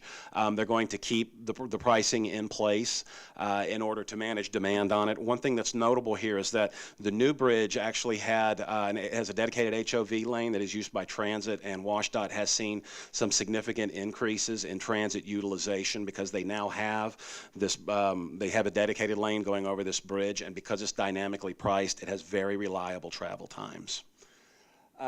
So what's our second example here? It is the priced lanes. Generally, these are referred to as managed lanes, and by managed we mean they're managed in terms of access, which means there's not a lot of places to get into them. There's typically very few places to get on, relative like what you might see on a larger highway. And eligibility, only certain people are allowed to get on. Usually HOVs can get on for free, and if you're a toll-paying single occupant vehicle, you can get on. Now, high occupancy vehicles HOV lanes were the original managed lanes implemented back in the 70s. And what happened was, and a lot of times these HOV facilities were not very well used, and so what happens is you had a lot of drivers in the adjacent general purpose lanes, and they see these empty HOV lanes, and so the idea was that by using price, you can then allow single occupant vehicles to pay a toll to get in. As those toll lanes start to fill up, the price increases. And in some cases, you may actually not let the single occupant vehicles access it anymore because you want to maintain those HOV travel time savings. Managed lanes in this category tend to use time of day scheduling or dynamic. Time of day means that there's a schedule. We know when there's going to be a lot of volume, so we're just going to set the price higher. Then there's also dynamic, where we're actually monitoring what the travel conditions look like. Again, I think the example that would be of most pertinent around here is the I-405 lanes in Washington. This was a converted HOV lane. They basically opened it up and let the single occupant vehicles use it. It is a 17 miles north-south corridor here in the Seattle area. Since they've implemented since they've converted it sort of to express toll lane operations, they've seen that the lanes are the express lanes themselves are carrying upwards of about a third, if not more, of the total volume over the whole corridor. The travel time savings are anywhere from 11 to about 15 minutes, depending on which direction you're going relative to the general purpose lanes. And generally, it's exceeding its revenue projections. Now, there have been some issues because at the north end, up in here, there's only one lane, so there have been some issues with folks, being able to merge and get off, and there's some capacity issues. But luckily, the facility has done well in terms of generating revenue, so they're going to be using those revenues in order to implement some shoulder running, basically open up an additional general purpose lane in that area. And then the second example I want to talk about is from my hometown, Austin. If you couldn't tell from me talking, I'm not from around here. But this was an example of a facility that was previously general purpose. We had it's about a 4-lane facility running around West Austin. Was no HOV lanes. So what happened is when we put this new lane in, we had to do some engineering in order to maintain the previous 4 lanes. There are no HOV exemptions for this, and I should have mentioned that about the 405, that because the 405 was an HOV facility, was a previous HOV facility, HOV vehicles can still use it for free. That is not the case here in Austin on the Mopac Express lanes. Again, but it is all electronic tolling. It just opened. We actually just got one of the main ramps open on it several weeks ago. It is being very heavily used. We are seeing some very significant travel time savings, particularly in the AM and mostly in the PM folks coming out of downtown Austin.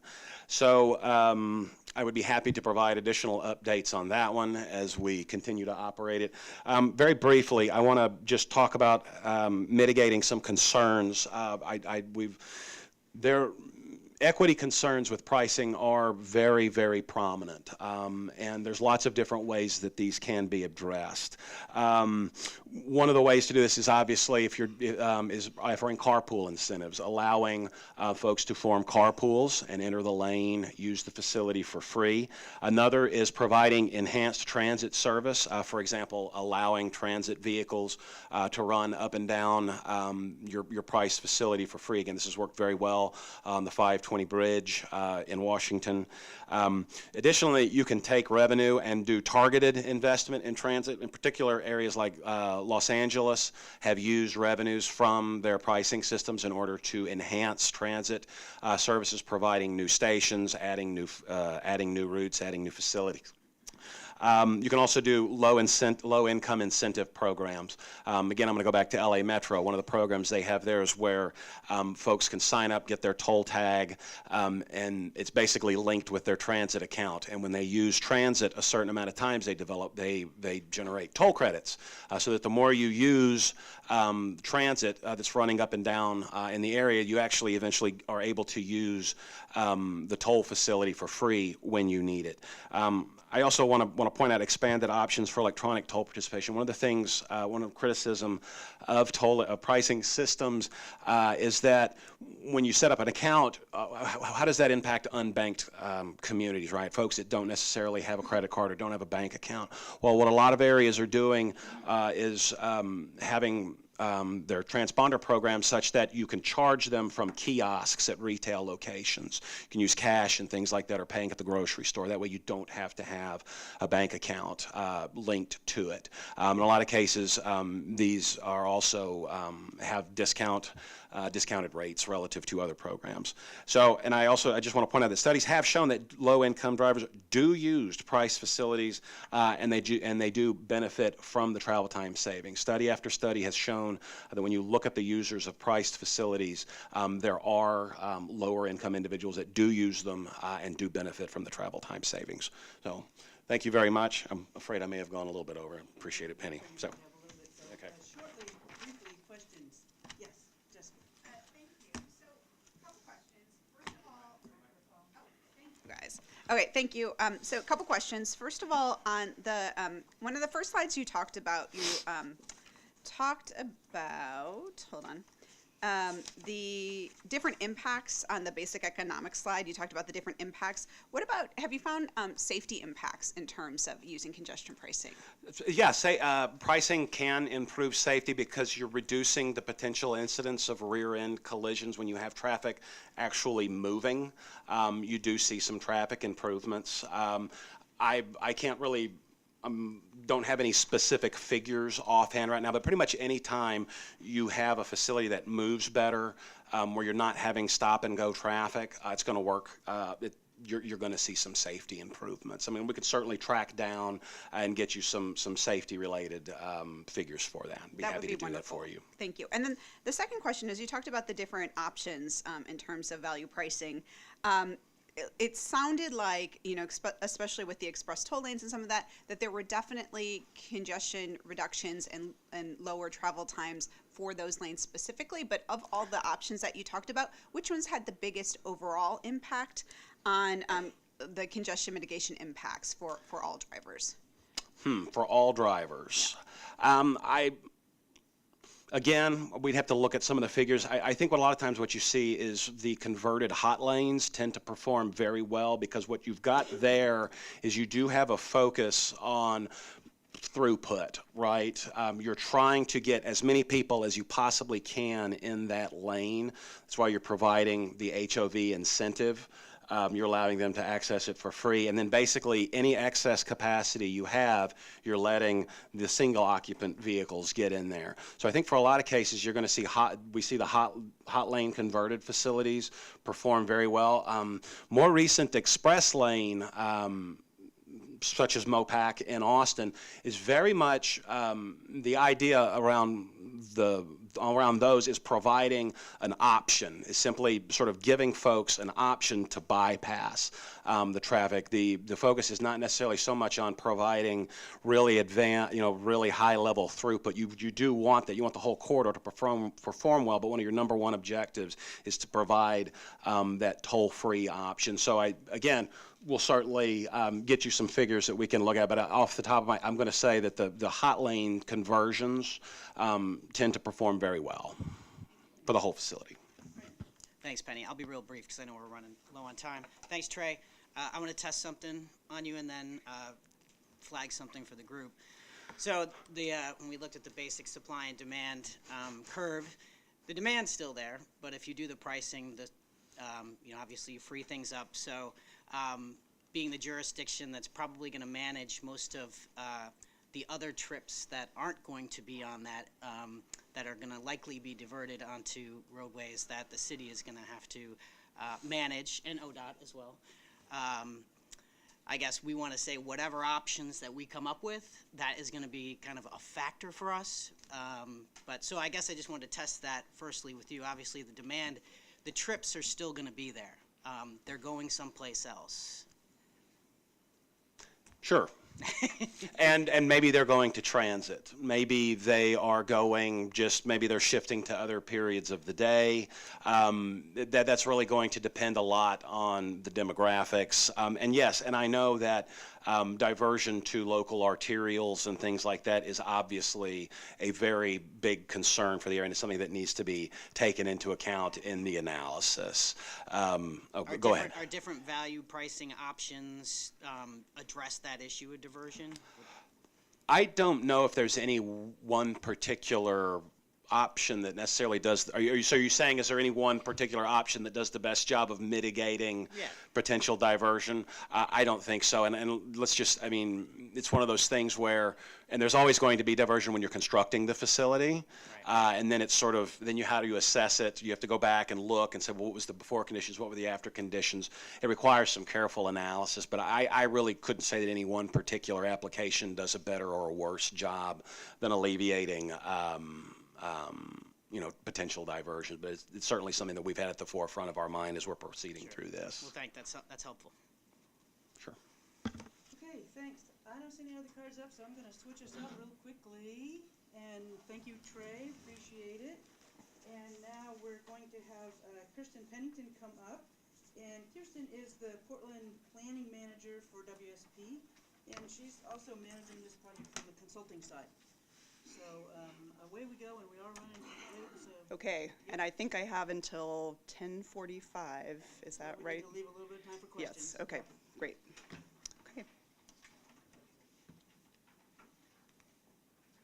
Okay, so we just heard a helpful overview from Trey, and now we'll turn our focus to how value pricing may apply here.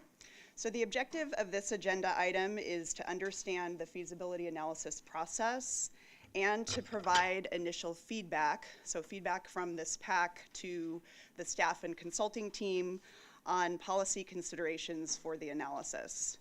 So I'll cover the timeline and milestones, including this group's involvement, the scope of the feasibility analysis, different policy considerations for the pack, and objectives and proposed performance measures. And even though we're running low on time, today we're dipping our toe into the water to start talking about the evaluation framework, and we'll have a chance to come back and discuss that more and this group will provide direction to staff and the consulting team at the next meeting on December 7th. So the goal of the analysis is to reduce congestion and meet the legislative deadline to submit to FHWA. We talked about this a little bit earlier, but House Bill 2017 includes investments in transit, bicycle and pedestrian and highway modes, which improves the transportation system statewide. However, even with all of that investment, congestion will continue. So the House bill identified value pricing as one way to address congestion on I-5 and I-205. And the analysis will determine if value pricing could help by allowing people to choose to pay a fee to get a more reliable and predictable trip on I-5 or I-205 during peak travel times. We talked about the PAC role being developing a recommendation for the OTC to consider. And our role as the staff and consultant team is to provide you both the technical information and to share the public input that we're hearing with you so that you can use that to inform your recommendation. The PAC will consider both technical and public engagement as tools to help formulate that recommendation. We talked a little bit in the charter about the 3 areas that the recommendation would include. So I don't need to repeat that here, but key is being where. So where would it be located? How or what kind of value pricing tool to use? And then mitigation. So what kinds of mitigations would be paired with a potential value pricing tool? With regard to the where, we've already talked this morning about the legislative direction related to focus on I-5 and I-205. So we already have that answer. It talks about I-5, I-205 from the state line to their intersection in Oregon. So this analysis will not consider concepts on facilities other than I-5 or I-205. But it's not advancing. There we go. Thank you. Sorry about that. So that being said, this analysis does not preclude other local agencies from consideration of value pricing programs on non-highway roads. So important to point that out. So part of the where will be considered by this committee moving forward. And so there are some key policy considerations shown on the screen. One is whether the full entirety of the roadway would be priced, Or would it make sense to look at different segments, perhaps segments that are highly hyper-congested? And we, as staff and the consultant team, will be providing you all with analysis and public input that will help inform your consideration of those decisions. With regard to the how, Trey talked about priced lanes and priced roadways as some of the key tools that we'd be looking at in this feasibility analysis. And some of the options aren't on the table because of the narrow focus on I-5 and I-205 for this feasibility analysis. But some of the key how questions relate to if pricing a lane,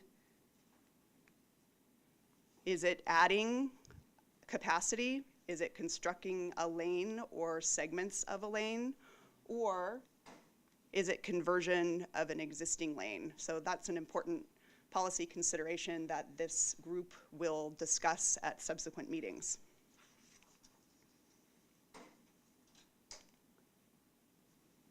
And then finally with mitigation. So once we're a little bit further into the analysis and have had a chance to hear from more people, we'll have an idea of the types of mitigations that may need to be paired with certain options as part of the recommendation.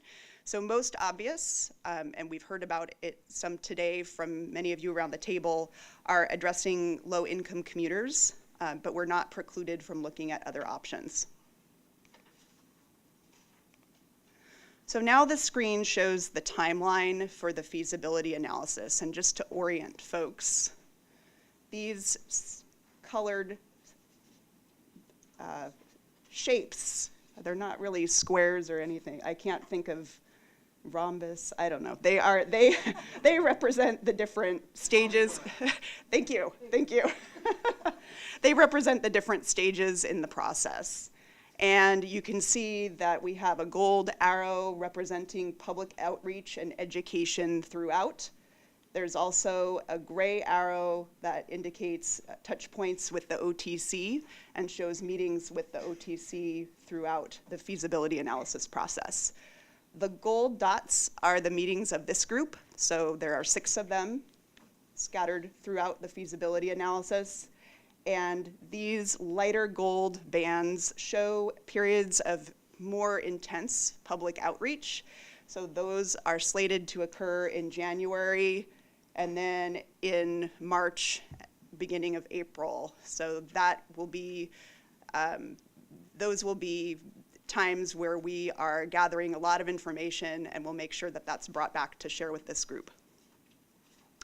The feasibility analysis is leading to the state legislated mandated report in December of 2018. And this group, the PAC, will be making a recommendation to the OTC in June of 2018. So after this meeting, we'll have 5 more meetings to talk through the recommendation for the OTC. Generally, after December, the process doesn't end there. There would likely need to be a lot of more public input. There would need to be environmental analysis, such as a NEPA phase. There would need to be some kind of technology implementation plan. Sometimes it's called a systems engineering process to look at tolling. And there would need to be an agreement at the federal level for how the tolling would happen. It's worth pointing out here that many decisions would come later after December 2018.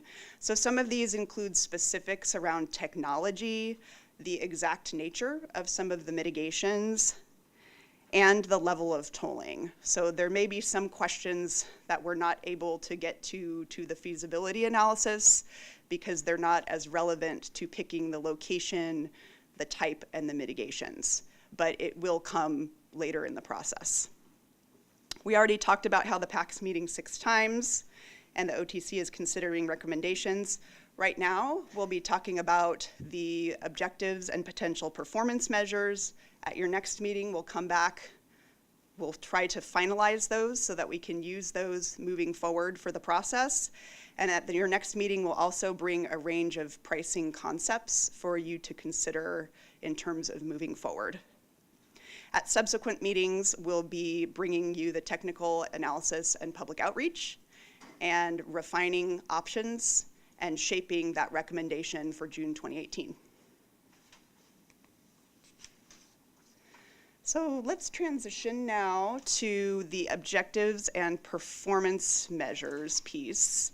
And I know that Penny highlighted this in her email to all of you.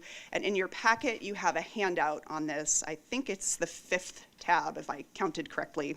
It's called Tech Memo 1, Potential Objectives and Performance Measures. Like I said, we'll introduce the topic today, but we'll come back and revisit and receive direction from you on this for what to move forward with on December 7th at your next meeting.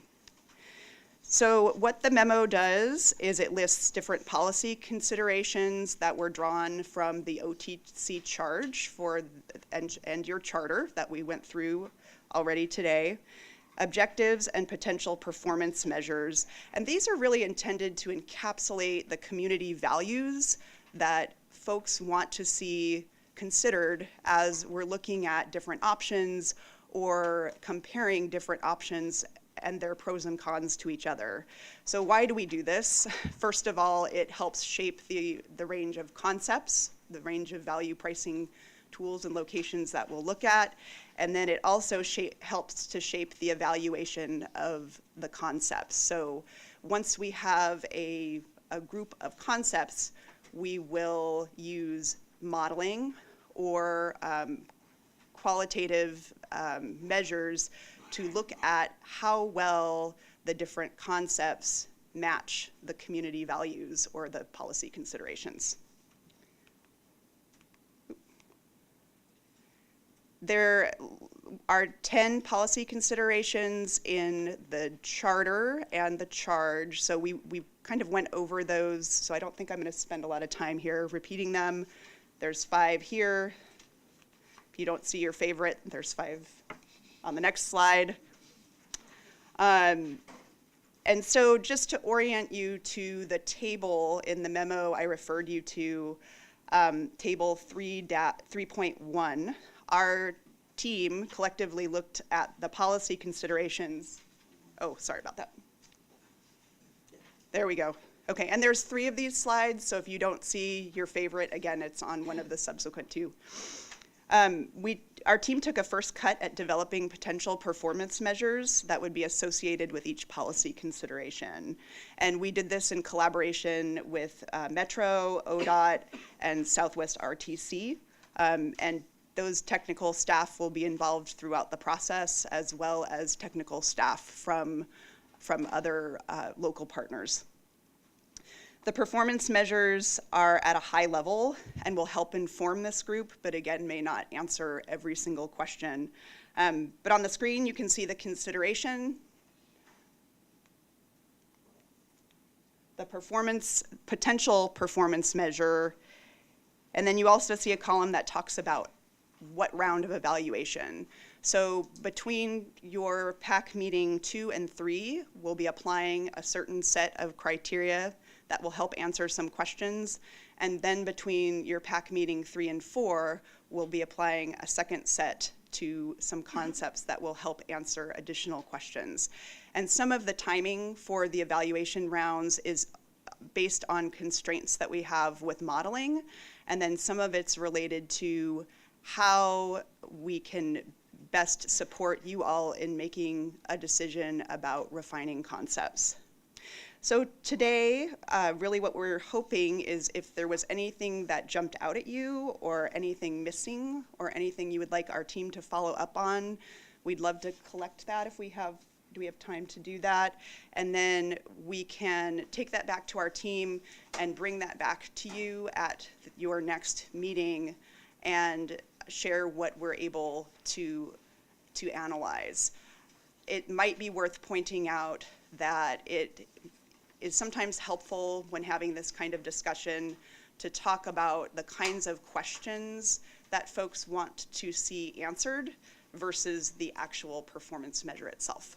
So yeah, thank you. And we already heard about geography as an example. Paul? Yeah, I wanted to add, I was thinking as the presentation was made, whether we include this in the factors that we earlier talked about or also in the measures or one or both. But you've got in the very first one, the throughput. I think that's really important. But safety, there's not much emphasis here on safety. I'd like to see something, whether it's in the factors or it's in the measures, that we address safety. But the most important thing, I for one feel as though our capacity in the system is not to the measures people expect. We need more capacity. That said, I'm concerned that we don't really have any context of the growth. So we need to have a growth factor in here. So what the situation is today, with projected growth of 1 million more people within a short amount of time, what are we doing here to gain, number one, credibility with our citizens that we're actually, from a transportation standpoint, addressing that as leaders, that we're actually addressing the growth to meet that, as opposed to just dealing with the here and now. Thank you. Phil? All right, let's see. My comment dovetails a little on Commissioner Savas's comment, but it's the how. You know, you speak to starting out with priced lanes, priced roadways, and I think that's feeding into some concepts that you might craft for consideration. And then you have questions over the added capacity, convert existing lanes. You know, for me, value pricing is, you know, it's addressing congestion, and it's addressing it in a wide range of ways, not only congestion, but also safety and some other things.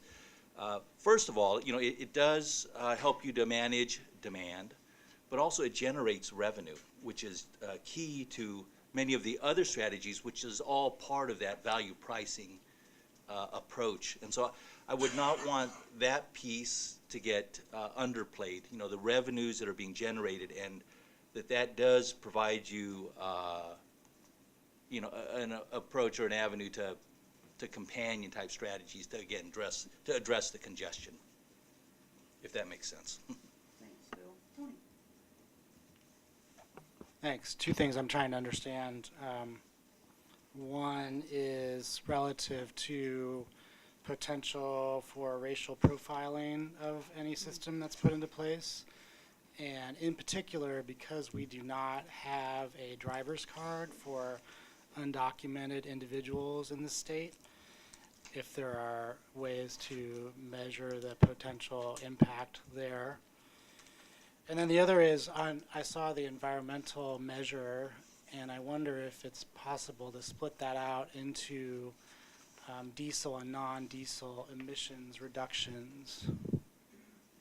So I see that, I can't quite see it. So it's change in vehicle emissions, and it'd be very helpful to understand it broken out by diesel and non-diesel. We can take that back to the team. Thanks, Tony. Anyone else, any thoughts on the performance measures? Okay, they must be almost perfect. With regard to change in vehicle emissions, I know one of the things charged in the language of the bill was reduction of greenhouse gas emissions, but we think of equal importance there is also the consideration of particulate and toxics, those kinds of things. And I think that addresses what Mr. DeFalco was saying. Okay. Thank you. Excellent. Perfect. We're right back on time. Kirsten.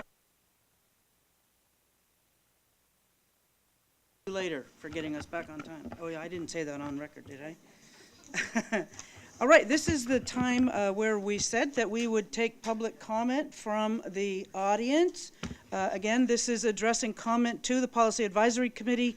The committee, I've asked them, as I've talked with them previously, they will not respond today, but they are listening very, very carefully. I'm wondering if someone could grab that mic that is on that stand over there and put it in the middle of the row. And if you would come up as I call your name, I have 1, 2, 3, 4, 5, possibly 6 people signed up for public comment. Do I have anyone else out that has signed up outside? Ann, can you check? No, nobody else? Okay. All right, so first will be Cleon Cox and then Chris Smith, followed by John Lay. So is that either C. Leon or Cleon? I'm not sure. And if you take about no more than a minute, that should give us time for everybody that's signed up to make their comment. Thank you so much. It's been addressed several times, but I want to be sure that it's easy to understand how to participate. I'm not sure that's on. Can we make sure that mic is on? So is it easy to participate? When I travel from state to state, which I do infrequently, but I don't know what to do, and I go online, I can't find any information. I don't know, should I have something? Are they going to jail me if I don't do it, or what? Just something so that you have to do this, this, and this. It's because when I look at California, it's all over the state. Each county is different and so on. So somewhere, as they're putting all this together, to me that's very important, especially as I mature. And the second one would be just a question, which you probably can't answer. Can I bring a tablet in here and then log into a spot and look at all the forms that they're looking at, rather than carry all this paper around? It's just kind of a waste of paper. I will check on that in terms of wireless access, and we'll let you know. Thank you. Chris Smith, followed by John Lay, and then Jillian Detweiler. Good morning. I'm Chris Smith, and I'm testifying as an individual today, but heavily influenced by my experience serving as vice chair of the Portland Planning and Sustainability Commission. I tend to think of policy problems in the light of Portland's comp plan, which we've just finished updating, and we envision a Portland in 2035 where 25% of all trips will be accomplished on transit, 25% on bicycles, and single occupancy vehicles will be less than 30%. And frankly, that's a necessity simply because otherwise we won't be able to fit all the trips into Portland's transportation system. Congestion pricing will certainly help, and I urge you to develop a good plan, but I also urge you to look at how other transportation providers will interface with that. You know, in the Portland system we plan for, there are ODOT freeway facilities, there are non-freeway ODOT facilities, there are county bridges, and of course there are Portland streets. I think unless a system is rationalized across all of those, it's likely to have side effects we're going to have to deal with. So I realize your mandate is just the freeways, but I would encourage you to think bigger. I would also urge you to look very closely at the equity impacts, both within the driving mode, so how do we treat drivers of different incomes in this system, but then also across modes so that we're looking to make transit and other non-freeway modes effective in moving people through these corridors. And finally, as you're looking at performance measures, I would urge you to think about people movement and goods movement and not focus on vehicle movement. Vehicles are the means, not the end, so focus on the ends, please. Thank you. Thank you. John Lay, followed by Jillian Detweiler and Ron Bale. Good morning. John Lee from Clark County. First and foremost, I would like to add a little context. They said I-405 in the Seattle area is a Washington State example. They asked taxpayers to approve increased taxes when there was already one HOV lane there, and they promised they would build a new general purpose lane. In reality, as the new lane was built and implemented, it became a second HOV lane, and Seattle area citizens on the east side of Lake Washington are in full outrage mode over what they believe was a lie. They thought they were paying for a new general purpose lane, and they got a second HOV lane. Where is the value for the average citizen? You're not adding any new capacity here. Therefore, this becomes a way of punishing current drivers and finding a level that you inflict enough pain that they avoid driving on I-5 and I-205, that then improves congestion. The sad reality is there is no place for those people to go because all the side roads are already over-congested. It took me an hour and 45 minutes to make a 35-minute trip home last Friday using the side roads. There are no place for people to go. Finally, this negatively impacts the poor the most. A Clark County citizen called this a war on the poor because who can afford to pay tolls of any nature? It's the rich. It's the business executive, writes it off, no big deal. The poor person can't afford to pay it. They're the ones that are going to respond to the pain, and I would strongly encourage you to consider that in your recommendations. Finally, we learned in the Columbia River crossing, depending on the level of the tolls, up to 2/3 of that was going to be paid by Washington State citizens. They're already paying Clark County $204 million a year in Oregon income taxes. They're already paying plenty towards their fair share. So Clark County citizens are hypersensitive about this issue, and there is no other way other than the two bridges.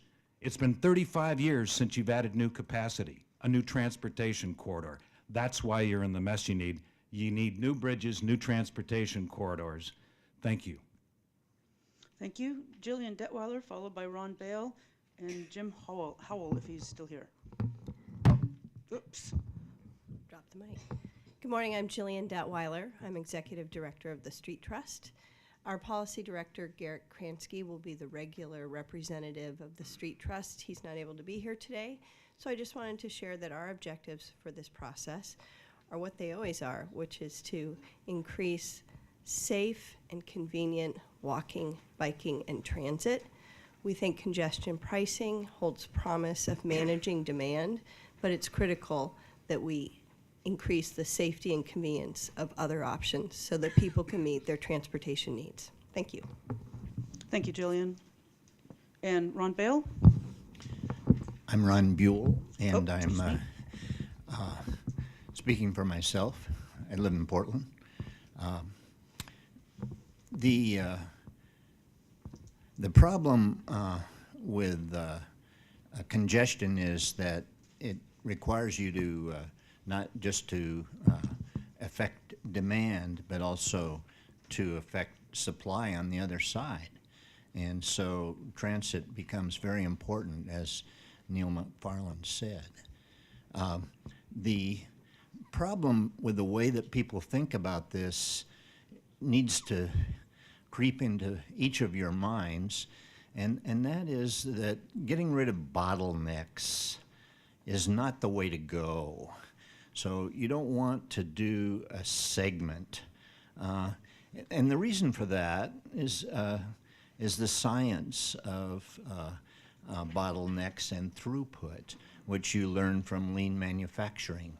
And so we have examples of getting rid of bottlenecks in our system here in Portland. One is the widening from 2 to 3 lanes on the I-5 near Victory Boulevard or Delta Park. That did not solve travel time considerations.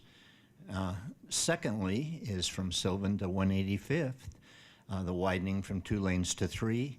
I would suggest to you that travel times on 26 have gone up since that widening, not gone down, and you have a huge bottleneck at the bottom of the hill. So my point here is that capacity isn't always the answer. The 23-lane freeway that has been built in Houston has increased travel times in that corridor. They've gone up, not down, with the 23-lane Katy freeway. So I urge you to think about throughput. If you get rid of one bottleneck, like the one at the Rose Quarter, what happens is that the bottleneck at getting on the Banfield with 1 lane, or going across the Morrison Bridge with 1 lane, or finally going down onto I-5 with 1 lane, those bottlenecks get worse. If you're going north, you hit the worst bottleneck in the state, which is at the bridge across the Columbia. Thank you for your time. Thank you. Sorry I massacred your name. Jim Howell, are you in the room? Yes, I'm still here. I'm Jim Howell, and I represent AORTA, the Association of Oregon Rail and Transit Advocates. We commend you for getting into congestion pricing. We think it's a very vital issue that has to be addressed in this region.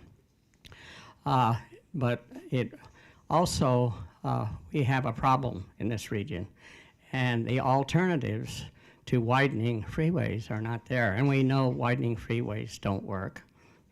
It never did and never will. It just induces more traffic. But what we don't do is we don't build adequate public transportation. I notice you're using the RTP goal of a 2% per year growth in public transportation. That's totally inadequate. we have to have at least a 4% growth over the next 20 years if we're ever going to have a transit system that's going to be a viable alternative to these freeways. For example, there's no north-south light rail line. We have an east-west light rail line, but we don't have a north-south one other than a little piece in the North Portland. It doesn't extend south. It doesn't cross through the center of the town. We have a very downtown-oriented rail system. Furthermore, how many buses do you see on I-205? There are none. We don't operate buses on I-205. And yet we want to spend $500 million widening I-205 and Abernathy Bridge. We just do not have an adequate public transit system here, and that's where the funds should be, where the effort should be, and it's the carrot that's needed along with the stick of congestion pricing. Thank you. Thank you very much. Thank you to those of you who made public comment. I want to turn to the co-chairs of the committee before I close us out. Orlando? Thank you, and thanks to the public for all the comments. I mean, that was very helpful and informative, and I think is a very valuable asset to this conversation going forward. I just wanted to summarize as we close out today, moving forward, that you know, we all have to come to an overall consensus on our North Star, which is public benefit. And I just want to identify a couple of things that's crossed my mind as I've sat here today and just being around a lot of these conversations over the past several years. The problem here is that we have a revenue model that is dying. And I think everybody can attest to that, that the gas tax is no longer going to be adequate for the future. And furthermore, congestion is our biggest problem that we all experience, see, and discuss, and the whole reason why we're even sitting here today. Now, the cause of that problem obviously is a fast-growing economy and mixed with the lack of resources that we even have available. And so, you know, as we start looking towards solutions, we obviously want a very efficient transportation system, but more importantly, we're going to have to look for new revenue streams. And those revenue streams can create this community that we all know that we aspire to become, and more importantly, it can provide that public benefit that we're all striving to achieve, period. The department and OTC is going to have to work with its local municipalities and agencies in order to try to create this output, this overall public benefit. And I would strongly urge everybody who is engaged in this conversation to stop looking at this as a siloed approach. This is not just a transportation issue. This issue is directly tied to housing, public health, safety, education, and more importantly, jobs. And so as we're going through this, you know, there are roles and there are places that other municipalities and agencies play, and I will strongly urge the public to look and count on those other agencies as well, as they play a significant role in all this. And if we do not hold our electeds and us, more importantly, and the department and the legislature accountable about the outcomes that we want and that'll create long-term prosperity for our communities, we'll be here talking about these same issues in the future, and that is what I'm trying to prevent us from happening. So thank you all again for your participation, and I really do look forward to this going forward. Thank you, Commissioner Simpson, and again, I want to thank everyone in this room, both at the table and not, for the input as we move forward and try to put a construct in, but more importantly, to have a conversation.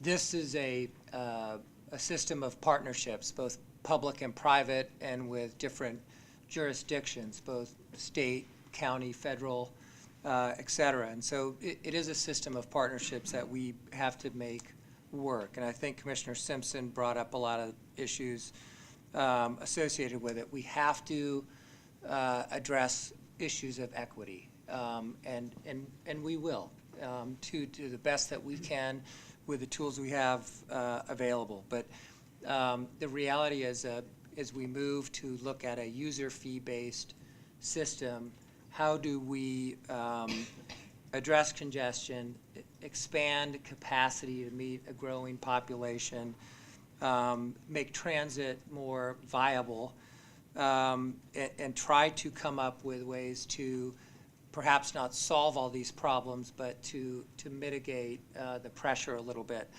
And that's what we are trying to do here. I think the Washington example and others, it's not apples to apples, but I do think it's, what can we learn from how systems have been implemented nearby and in other places. And as we look at this, we're looking at the feasibility and the viability. We may come up and say, this doesn't work here, but we have to be able to look at it.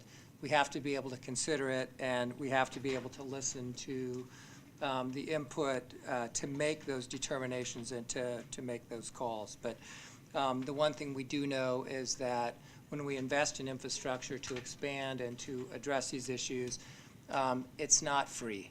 And we have to figure out how to pay for it. It requires investment, and they're difficult decisions, and appreciate those being here to weigh in on how we can get to a solution and how we can come up with a model that allows us to move forward and come up with a plan that we can execute. So with that, I'll say this is the beginning of an ongoing conversation that we are trying to have, and we welcome the input and hope to get to a point where we can come up with a plan and move forward. But with that, thank you. Thank you very much to both of you. Thank you to the committee members. Just a couple of things in closing. I noted 3 action items for myself and the team. One is we will develop the contact list for the Policy Advisory Committee members and distribute that to you. Another one is we will be working with the team to revise the charter based on your input and send it back out for review. And we'll also check on the availability of wireless so that folks in the audience and at the table can look at things electronically and not have to print a lot of things if we don't need to. And our next meeting is December 7th, same place, same time. And then subsequent meetings, we are still working with all of the, that's right, it's at 8. It's at 8. It's at 8. And we're working on subsequent, the rest of the meeting dates, trying to make sure we don't hit any conflicts with other important things. And you all are pretty busy people. It's hard to schedule around all of you. But we will get those locked down as quickly as we can so you can get them on your calendars. Thank you, everybody. Thanks for those in the audience for so politely listening. And we'll see you on the 7th.